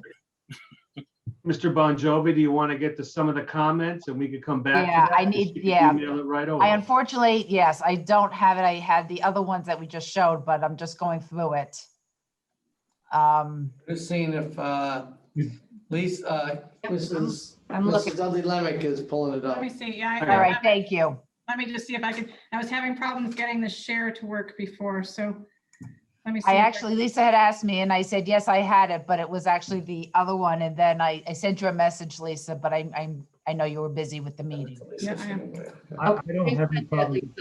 Point if we want to move forward to under Board of Education, new business, and then come back to our budget. Yep, she can just send it to me. That would be great. Lisa, I just sent it to you. Okay, thank you. So if you want to go ahead though, that would be fine. And then just come back to it. It's up to you, Okay. Mr. Braun. All right, unless you have it that you want to pull it up now, we I can. can pull it up right now. All Okay, right, great. let's do that. Okay, thank you. Excellent. Okay, Thank you. Thank you, Sarah. yep, thank you. Thank you very much. Okay. Sorry. Oh, that's fine. Okay. So let me just get it.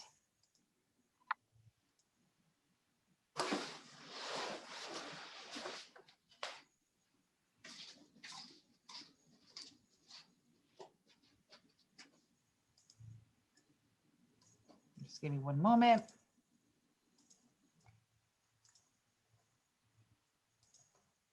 Okay. Okay. All right. From beginning, please. Yes. Oop, no. Nope. Slideshow. You need to go up to slideshow, Lisa. Yeah, there you go. Okay, And I then got from it. begin. Thank Just you. that one extra slide. All right, you all good? Yep. Thank you. Okay. Okay, so as Mr. Bon Jovi stated, this is just the first run through of the proposed 21-22 budget. Just go ahead and move on. Next one, thank you. So previously, we reviewed the revenue sources. We've talked about the tax cap. And what we're going to do is, again, review the revenue sources and the tax cap that was filed on March 1st. And we're going to review the first draft of the 21-22 budget. Okay, next slide, please. So as at the February meeting, we reviewed the state aid and the difference and the proposed executive budget that combined some state aid. As we have not heard anything as to what changes might be implemented with state aid, so we have to go with the executive budget proposal right now. Again, it's very early in the budget process. So we have state aid, federal aid, payments in lieu of taxes, pilots, other revenue sources. We have a transfer from the debt service fund, a very small amount.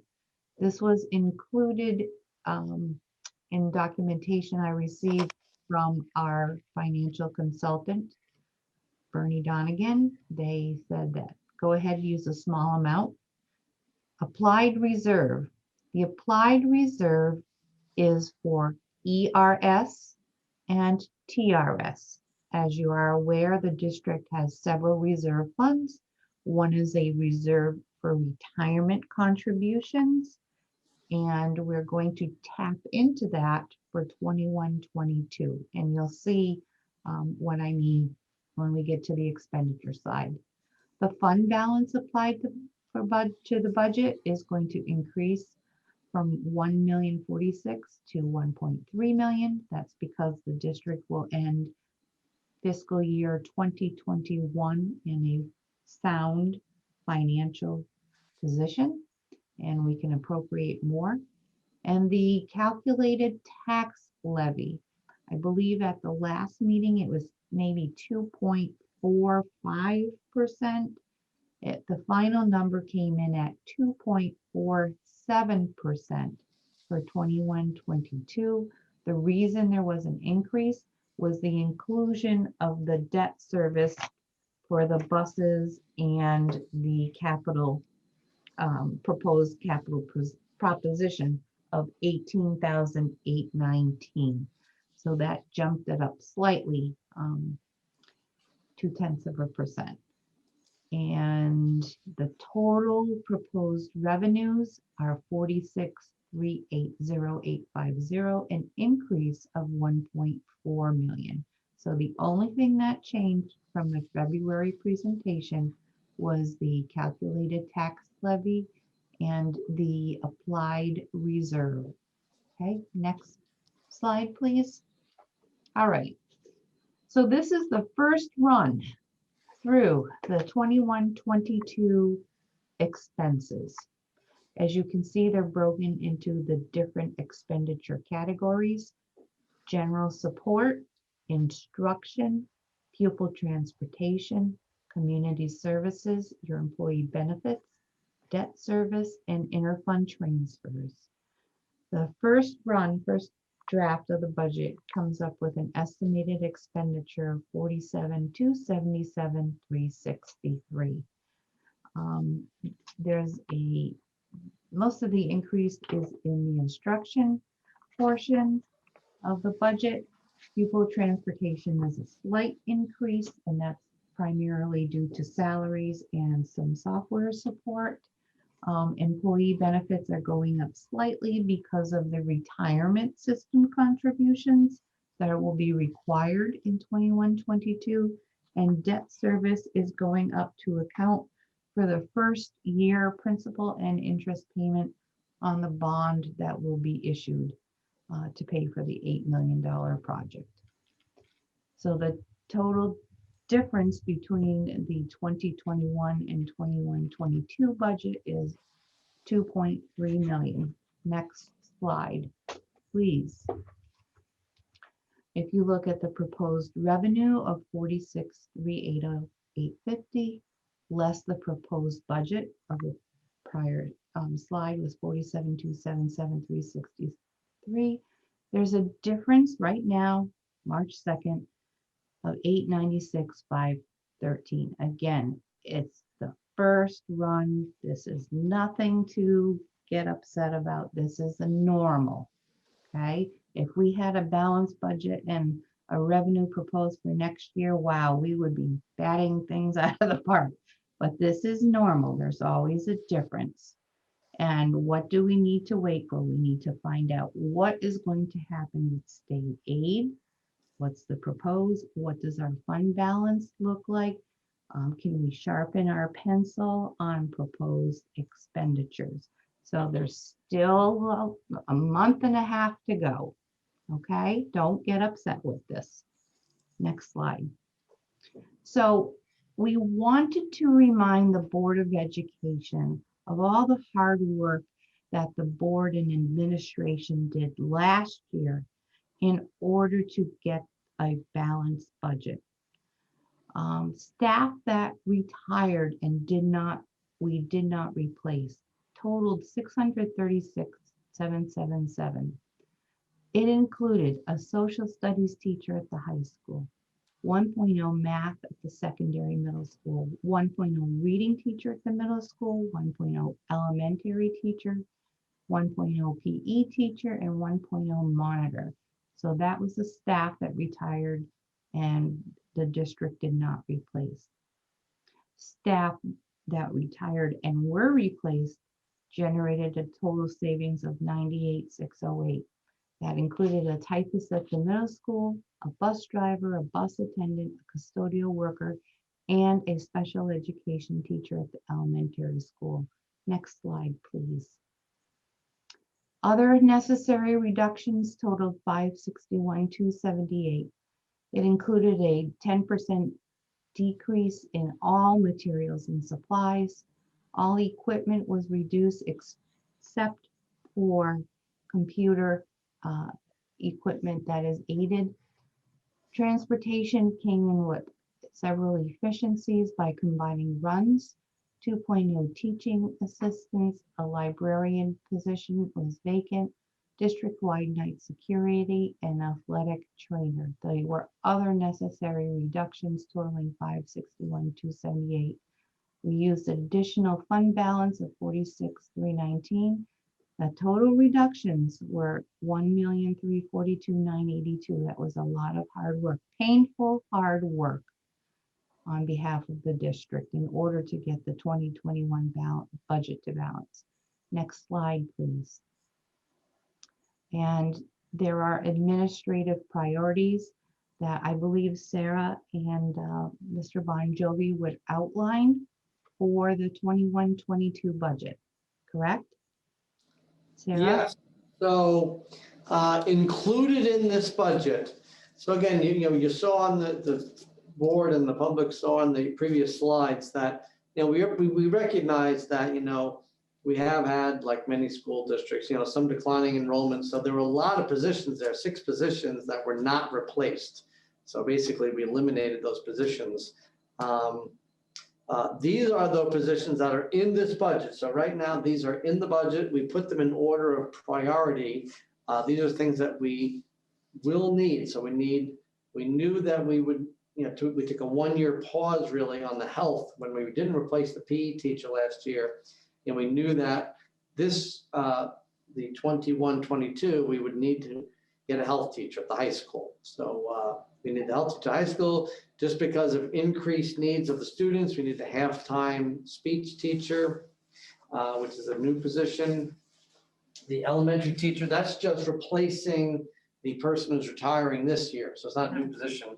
But then really athletic trainer, it's new in that, we proposed it's really would not cost much more than what we were actually paying to just have an athletic trainer be our employee. So in the past, the athletic trainer was contracted through, a company, and then we paid the company, and then they paid the athletic trainer much less money. So this is pretty close to what we were paying, but then this would be our employees. So they'd be here full time. They'd be at all practices, all games. They'd be here every day. And I think in today's day and age, it's greatly needed. And then a social studies teacher, that's really not new either necessarily. We were paying for, we have a teacher now who is teaching all remotely, the college psychology. So really, this is just taking that same monies. We will need to have a social studies teacher and possibly share them between the middle school and high school for a few periods. And the health teacher at the high school will be looking for a health and PE certified teacher. Yes. So that person will be teaching both. Some years a little bit more health, probably this first year or two, Yes. a little more health, and other years maybe more PE. Okay, next slide.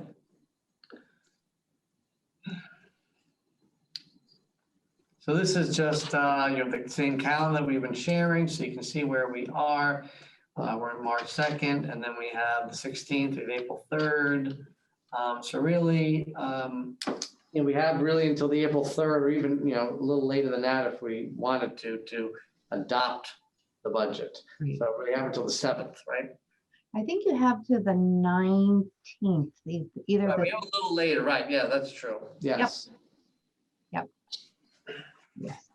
So again, this is, Lisa, if you want to go back a slide, this is just the first draft of the budget. I will be happy to continue working with Dr. Gottlieb and Mr. Bon Jovi and Ms. Dudley Lemick to answer any questions and further refine expenditure categories.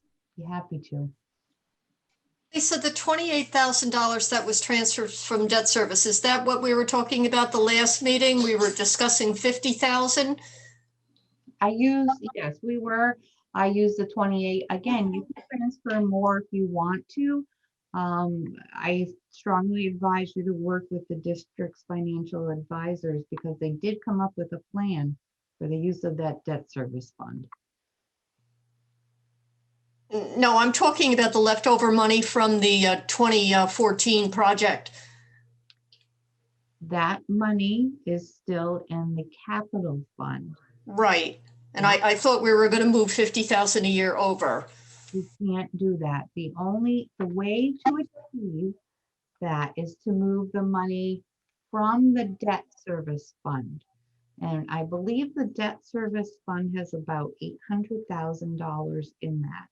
That does not include the remaining funds for the $17.5 million project. That's Right.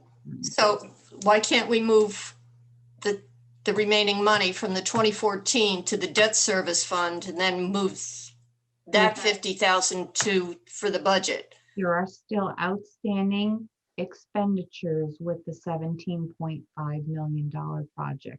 Okay, you didn't indicate that last meeting. I apologize. Oh, okay. Lisa, just a quick question, because I know in past years we've talked about that fund balance that's applied to budget and really just trying to work that down a little bit. And I noticed, we were at, I think we agreed the 1 million last year, and we increased it to a little bit over the million. But now this year I see it back up to the 1.3. And obviously, not saying that that's something easy to do because we do still have the constraints, but was there any thought put into why we would increase that again rather than go in the direction that we've talked about in the past, trying to either maintain that or to decrease it? The preliminary fund balance calculation, I started in January and February, through the end of February. You will probably end the year with a fund balance in excess of 4%. So one way to reduce it is to apply more.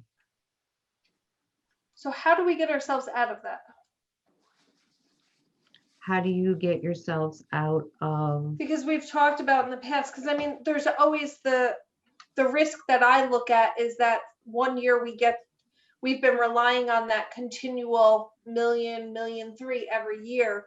I would think there's going to come a year where that's not going to be excess, and then we're going to be kind of stuck. So just trying to figure out how do we get kind of out of that reliance on that balance.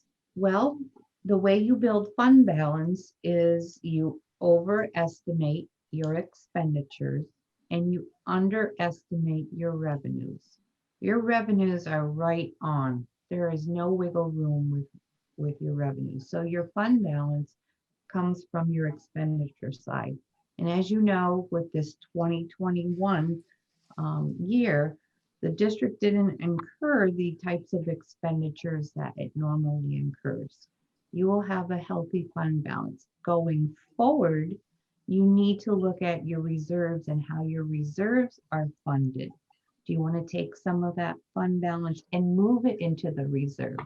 Think about that revenue that was shown coming from the ERS and TRS retirement contributions. You need to use that in 21-22 because those contributions, that expenditure is going to increase. So I would highly recommend come June 30th, May 30th, look at your preliminary fund balance and move money into your reserves or create new reserves if you have to. That's how I would get that $1.3 million down. I was going to say, so kind of like we talked about, and I forget if it was at audit committee or the last meeting, potentially setting up the reserve for equipment. I think it's always just as I do at my home budget, always saving for what is kind of coming. And I know it's either, we still need the vote to utilize the money, but at the same time to utilize it when we already have it is different than asking to then collect it. So right. Something that I want to make sure that, we keep in mind, even, unfortunately with your departure, but just to keep that in mind, because I think it is important to try to reduce the amount that we're relying on each year because it's not a definite, but at the same time, setting up kind of those correct reserves or savings that I look at them as in order to make sure that we're looking at long-term stability. Right. So you have that balance. Right. If you use more fund balance, then your reserves are going to go down. If you use more reserves and, you have that balance. And the whole purpose, some people establish reserves, but they never use them. The whole purpose when you establish a reserve is to use it, to fund it and use it for the purpose that it was intended. Right. So you're well on your way to do that in this district. Yeah. Thank you, Lisa. You're welcome. Lisa, I'm sorry to be a broken record. In regard, going back to the 2014 project, which is now we're going on 7 years old. You're telling me that we still have money to expend in regard to that project. which I've been under the impression for the past couple of months that that $600,000, we don't really have anywhere to spend it on. What exactly needs to be spent for the 2014 project? You're muted, Lisa. Mr. Miller, could you Miller, if you could, yeah. jump in here and explain what you're doing? We went back and picked up some of the things that were not completed in the 2014 project. One was the generator at the bus garage. The other was a significant amount of work in the auditorium in the high school that was not finished with the lighting and the sound system and the ability to operate the podiums remotely. And that work is in its final stages of being completed now. How much money are we talking? I believe it was around 300 and some thousand. Okay, so that would finish it up? Well, it finishes it to the point that we have it designed at, yes. Okay, so therefore, Lisa, I'm asking, why can't we take 50,000? I'm echoing. Yeah, bad echo. There we go. Okay, why can't we take 50,000? Because we have 600,000. Why can't we take 50,000 as the, I think it was the financial advisor said we could do that and transfer that to the debt service and then transfer it from the debt service to the budget? Why can't we do that? So, time out. You have funds remaining in one pot of money over to the left, which is not the same pot of money on the right. The capital fund is over here. The debt service fund is over here. Right. In order to move money from the capital fund to the debt service fund, all of your project expenditures need to be complete. You are not near that. You're very close. They may happen by June, but you're not there. So until Peter, or until this remaining 300,000 is complete, we cannot move the money. We can't touch it. Can't move the money till your projects are all complete. Okay?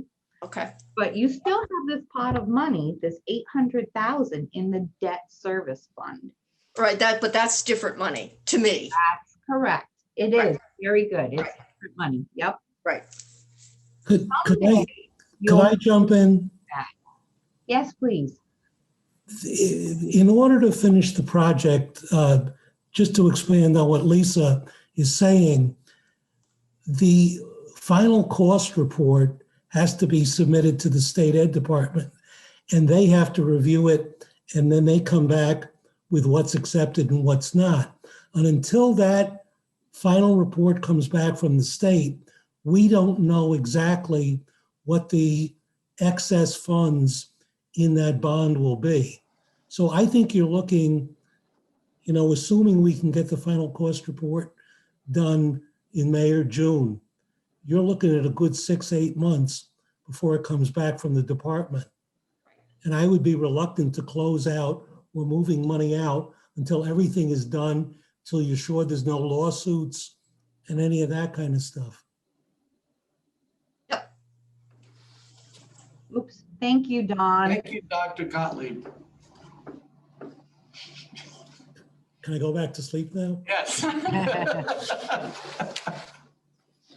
So I think one more point. I know what you're driving for, and I appreciate that. But I believe in that presentation from Bernie Donegan's office, they told us to be cautious about utilizing that 50,000 because that's going to change if we do move forward with another capital project. That's going to change the amount that project can be and become cost negative to the taxpayers. I remember seeing that in their presentation. Right. It's just so it's a twofold thing. I know what Dr. Gottlieb is saying about waiting to we have final reports into the state, and then if we're not moving forward with a project, then it's a doable thing. Right. Yeah, it's, the district gave me a wonderful opportunity to attend a seminar by the New York, was a controller. And they were very, very big on what Lisa just mentioned before. Use those reserves, just don't let them sit there. And if you have money left over from a capital project, make sure you use it for, you know, for the good of the taxpayers. So they hammered that into us.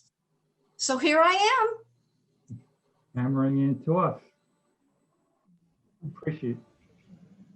Okay, Um, so thank you very much. So moving forward, hopefully at our next meeting, we'll have another update. And I think we didn't get the opportunity to mention Dr. Gottlieb joining our team for the next several months. I think he always wants to come back to Highland at some point in time. Yes. There's another round back with Highland to move us forward. So we appreciate you coming on board, Dr. Gottlieb, and hopefully working with Lisa Gillette, we can move our budget forward and come to some finalization sometime in our next meeting or two.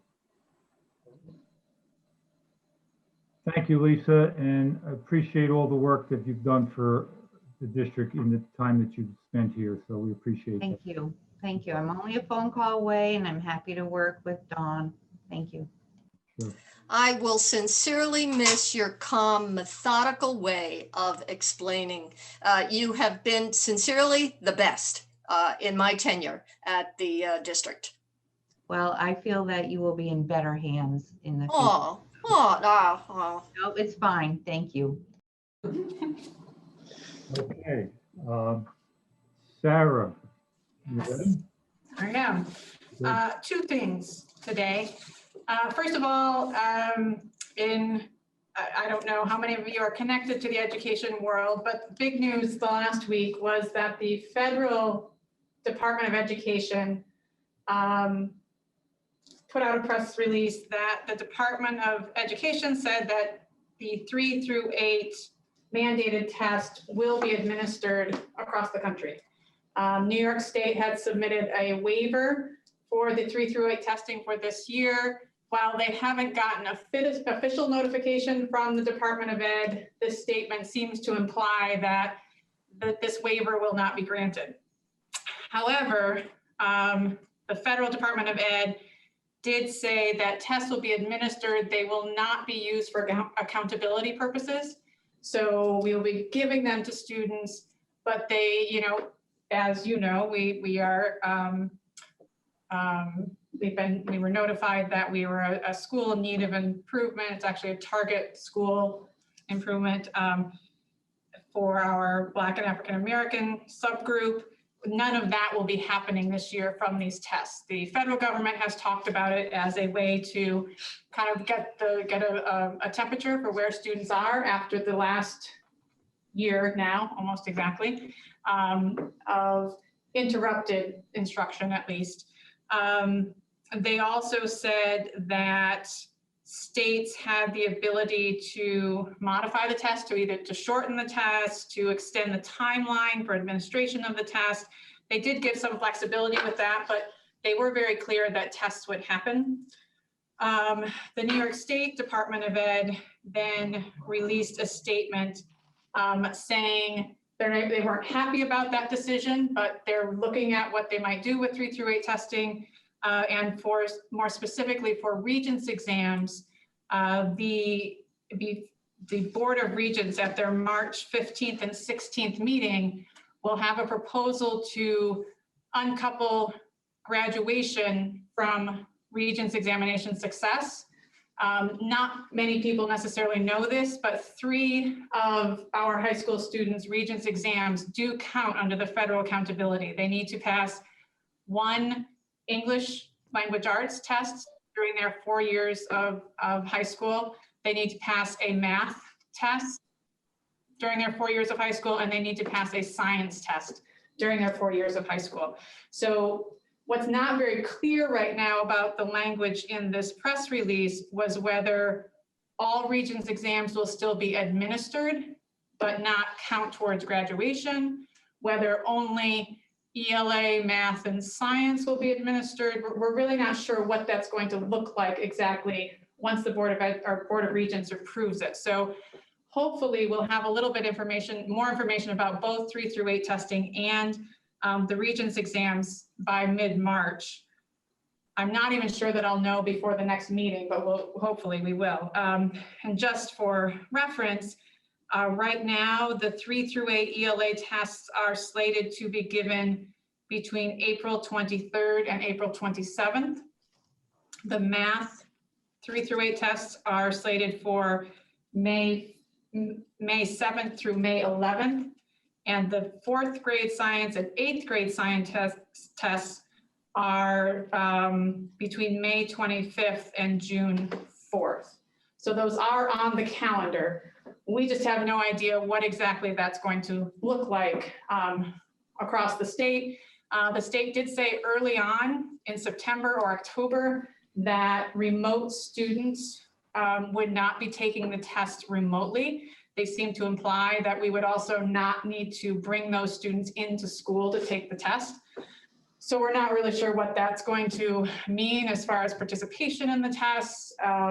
So, you know, we're kind of talking through different scenarios, but until we have a clear idea of what New York State, how they're going to, you know, take this directive from the federal government, we're really not sure what that's going to look like yet.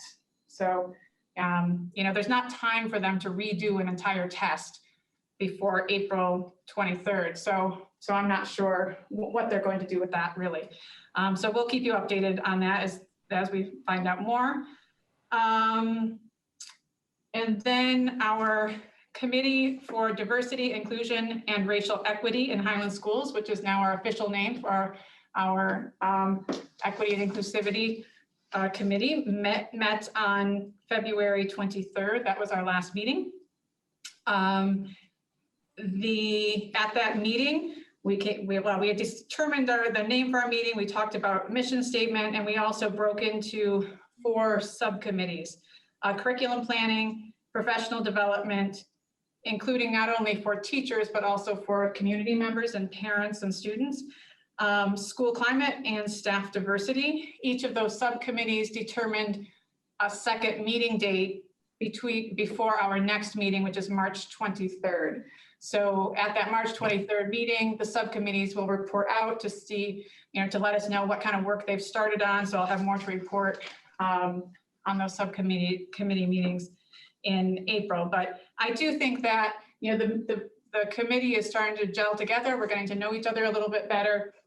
I think moving forward with the subcommittees, you know, I think we're feeling a little bit more like we're digging into the work rather than those first few meetings being a lot more organizational and you know, bigger direction of the meeting. So so that is going well.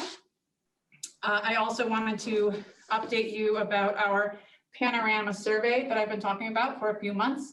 You know, this is part of the work of the Diversity, Inclusion, Racial Equity Committee, but it's also part of the work that we need to do with the TSI designation. So several of you, thank you to those on the board that are parents that completed the survey. I also want to say a big thank you to our other parents. We ended up with only 257 surveys from parents. I was a little disappointed by that, but when I spoke with the people from Panorama, they said that's not unusual, especially for the first time that you're putting these out there. But it's still, you know, it should give us a good cross-section of results. We also administer the test to our grades 3 through 12 students, as well as to faculty and staff. We have the administrative team has a PD tomorrow morning from 9:30 to 11 for Panorama to take us through, you know, how to look at the results, where to find the reports. So like I said, or maybe I didn't say yet, at the March 16th meeting, I should have a presentation for you with the results of those surveys, and that should help us as the equity committee to really look at some work that we might want to do with that committee, but also we'll be informing the work that we're doing in the buildings, not only in the area of racial equity, but also in school climate in general, and, you know, professional development and content area as well. So I'm excited to dig into those survey results a little bit more. It should really, it gives us another picture of what the community and our students and our faculty and staff are thinking about the district. I do think, this is a little bit of an unusual year to start the surveys too, because things are a little different this year than they have been. So I'm curious to see how that plays out in the survey results. I think that's all I have right now. Any questions on any of that? Sarah, out of the 257 received, how many did we send out? Well, we sent it out. It's a link because it's all computer based. So we sent the link to all of our parents who are part of our school messaging system. We also put it on social media and had it available on our website. And we did send several messages. Mr. Bon Jovi did 1 or 2 messages home to parents. We kind of reposted it on social media several times. So, and we had it open a little over a week and a half total. So, I think lessons learned. We'll also, figure out how we can do it better next time. But, I think, again, just my kind of cursory glance over the results, I think we probably got a pretty fair representation, but you never know. Thank you. Yep. Anything else? All right, thank you. Thank you, Sarah. Tom? Yes, I wanted just to review for the board and the public, just an update on Support Services Committee. So members of the committee did choose the panel colors for the library roof that'll be replaced. I believe it's basically the similar color that is there now. That will be done certainly as soon as the weather clears and snow is gone, that we'll pin down a time. I know we have a construction meeting coming up, I believe, later this week. So we'll be talking about that with the contractors. The new tiles or the replacement ceiling tiles in the central office will be done over the spring break. We'll be sending out bids. We're gonna for the canopy in the central office at the entrance there. And we're scheduling designers to come into the high school library to look at, the redoing of that library. So we'll be using some of the, monies that we have from this project to redo the interior as far as the layout and the furniture. As you are perhaps aware, so that the fall 2 sports started yesterday. So sports are all going. So your normal fall sports are happening right now. That season goes from March 1st to April 30th.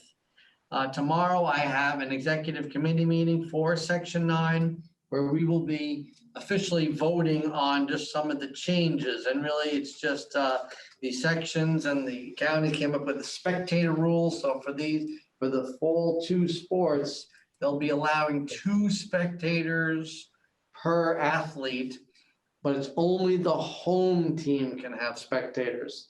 So there'll be no away. You can't go to an away game. It's a home team.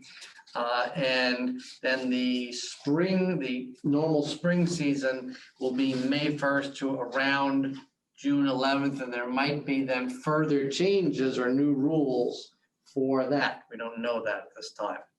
So, Frank, Alfonso, and Elizabeth, and they did a great job, organizing. Obviously, the fields are all snow covered right now. So we're using all the gyms, every available possible space, parking lots for the next couple of weeks until at least the new turf field, can be used. Again, you cannot shovel those off. You can't plow those turf fields, okay? So it damages the field and it would void our warranty. So we just have to wait for that snow to go away, and hopefully it will soon. And then we can utilize that. So that's all I have for now, because I know we gave you a lot of information tonight. Thank you, Tom. Any questions for Tom? Yeah, I'm sorry. Go ahead, Heath. Sorry, just a quick question. While we're on the topic of sports, the winter season was the month of February, right? Yes. Just curious how that overall went. So everyone got all their games in despite some of the quarantine that took place. So it went well. Remember, they only had about 6 or 8 games, but it went well. The students got to participate, and again, there was no fans. So, we were live streaming those games, and we had a lot of people watching them live. So thank you to our videographers and to Carol Potash and her crew for helping out, and we'll be continuing. So like volleyball, I believe, will also be live streamed, and we're be working with Huddle. So the games that we'll film ourselves, we'll put them up through Huddle, so the parents can see them. Those might not be live just yet. There'd be a delay, but we're getting the games accessible to all the parents. Awesome. Thank you very much. No, thank you. Tom, a quick question in that regard. Since we were able to live stream basketball, what's the reason that we can't live stream our football games? Is there, I mean, it's just taking the equipment outdoors and being able to live stream.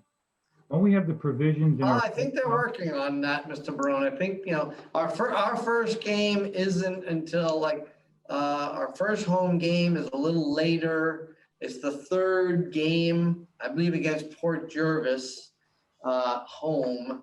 And I think they're planning on having that live streamed. Okay. No, the only reason why I'm saying that is I thought we had the technology brought to that press box to utilize and do all that type of stuff, live streaming those games with that technology. But I'm not sure if everything's hooked up there or we're still waiting on. But I'm not positive. I don't know, Mr. Miller, if you know any more than I do about that. Maybe, I guess he doesn't. The technology is there. I don't know what we're using for live stream though at this point. Okay. Tom, I just wanted to comment, echoing. Your Facebook posting the other night about, just with all the frustration and all the difficulty, I really think that was phenomenal posting, the transparency that you showed, the detail of the answers. I think it might have helped the parents, if nothing else, just to lessen the stress a little bit. And I thought that was a great job. Thank you. Anyone else? Thank you, Mr. Von Joven. Thank you. Okay, moving on to under Board of Education, new business. First reading of policies. The policy 3220, community relations, use of service animals. Policy 3230, community relations, gender neutral single occupancy bathrooms. Policy number 3420, community relations, non-discrimination, anti-harassment in the school district. 7400, students organizations. 7400R, I believe a revision, students organizations. 7450, students fundraising activities. 7511, students immunization of students. 7512, students physicals. 7513, under students administration of medication. 7514, health records. 7515, life-threatening medical conditions and use of epinephrine auto-injector devices. 7530, child abuse and maltreatment. 7550, complaints and grievances by students. This is the first reading. I believe we'd want to take that to a second reading. Any questions regarding to any of these policies? And again, thank you to Mike B for working on that with the staff. It's a good group. Just some commentary for the board. You see that we've reached the 7,000s, which is the student policy area. The other 3 came in from, I believe, correct me if I'm wrong, Tom or Sarah, through Erie 1 saying, look, we recommend that you have these policies. And in truth, we had already, the gender neutral single occupancy bathrooms, that was a decision that Highland had crossed over years ago, but it's good to have a policy on that. Well, that's actually new legislation. That came down, you have to have, and have to do, yep. Okay. Because we had talked about our single occupancy bathrooms, I think 3-4 years ago, that they could be used by whomever. They should just say restroom now. Yeah, But- we're definitely ahead of the curve on that. Right. And the others are just reviewing some existing policies, maybe some additions, but the group's doing great work. It's not just me. There's Tom and Sarah and other administrators around the table, whether it's Lisa Fleck, Bill Zimmer. So I thank you.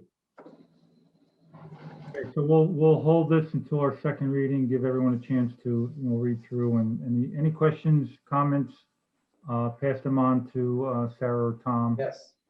And we'll get them answered. And again, I'm sure these have been vetted by our. Yes, they have. And once we approve, they'll be all set to go. All right. Anyone have any questions regarding the policies? Just an FYI, Ulster County School Board Association meeting notice, March 11th, next Thursday. Anything for the good and welfare of the district? Okay. Like I said, hopefully we get out of here before 10. We are. Everybody's time. We have some work ahead of us in regarding moving the district forward. So hopefully we have all that information together. Everyone can digest option A and B, and any suggestions from parents and the community members, and even from our staff, and we can move forward. So appreciate that. If there's nothing for the good and welfare of the district, I'll ask for a motion to adjourn. Motion by Tom, second by Heather. All those in favor? Aye. Opposed? Who would oppose to adjourning? But anyway, thank you all. Thank you, everyone. Thank you. Appreciate Have it. a Have a good night. Have a good night. Thank you, Lisa Enjoy Gillette. it. Thank you. Thank you, And Ms. thank you, Gilak. Gillette. Thanks, Dr. Thank you, Ms. Crowley. Gilak. Thanks, Mary and See you guys. Abraham.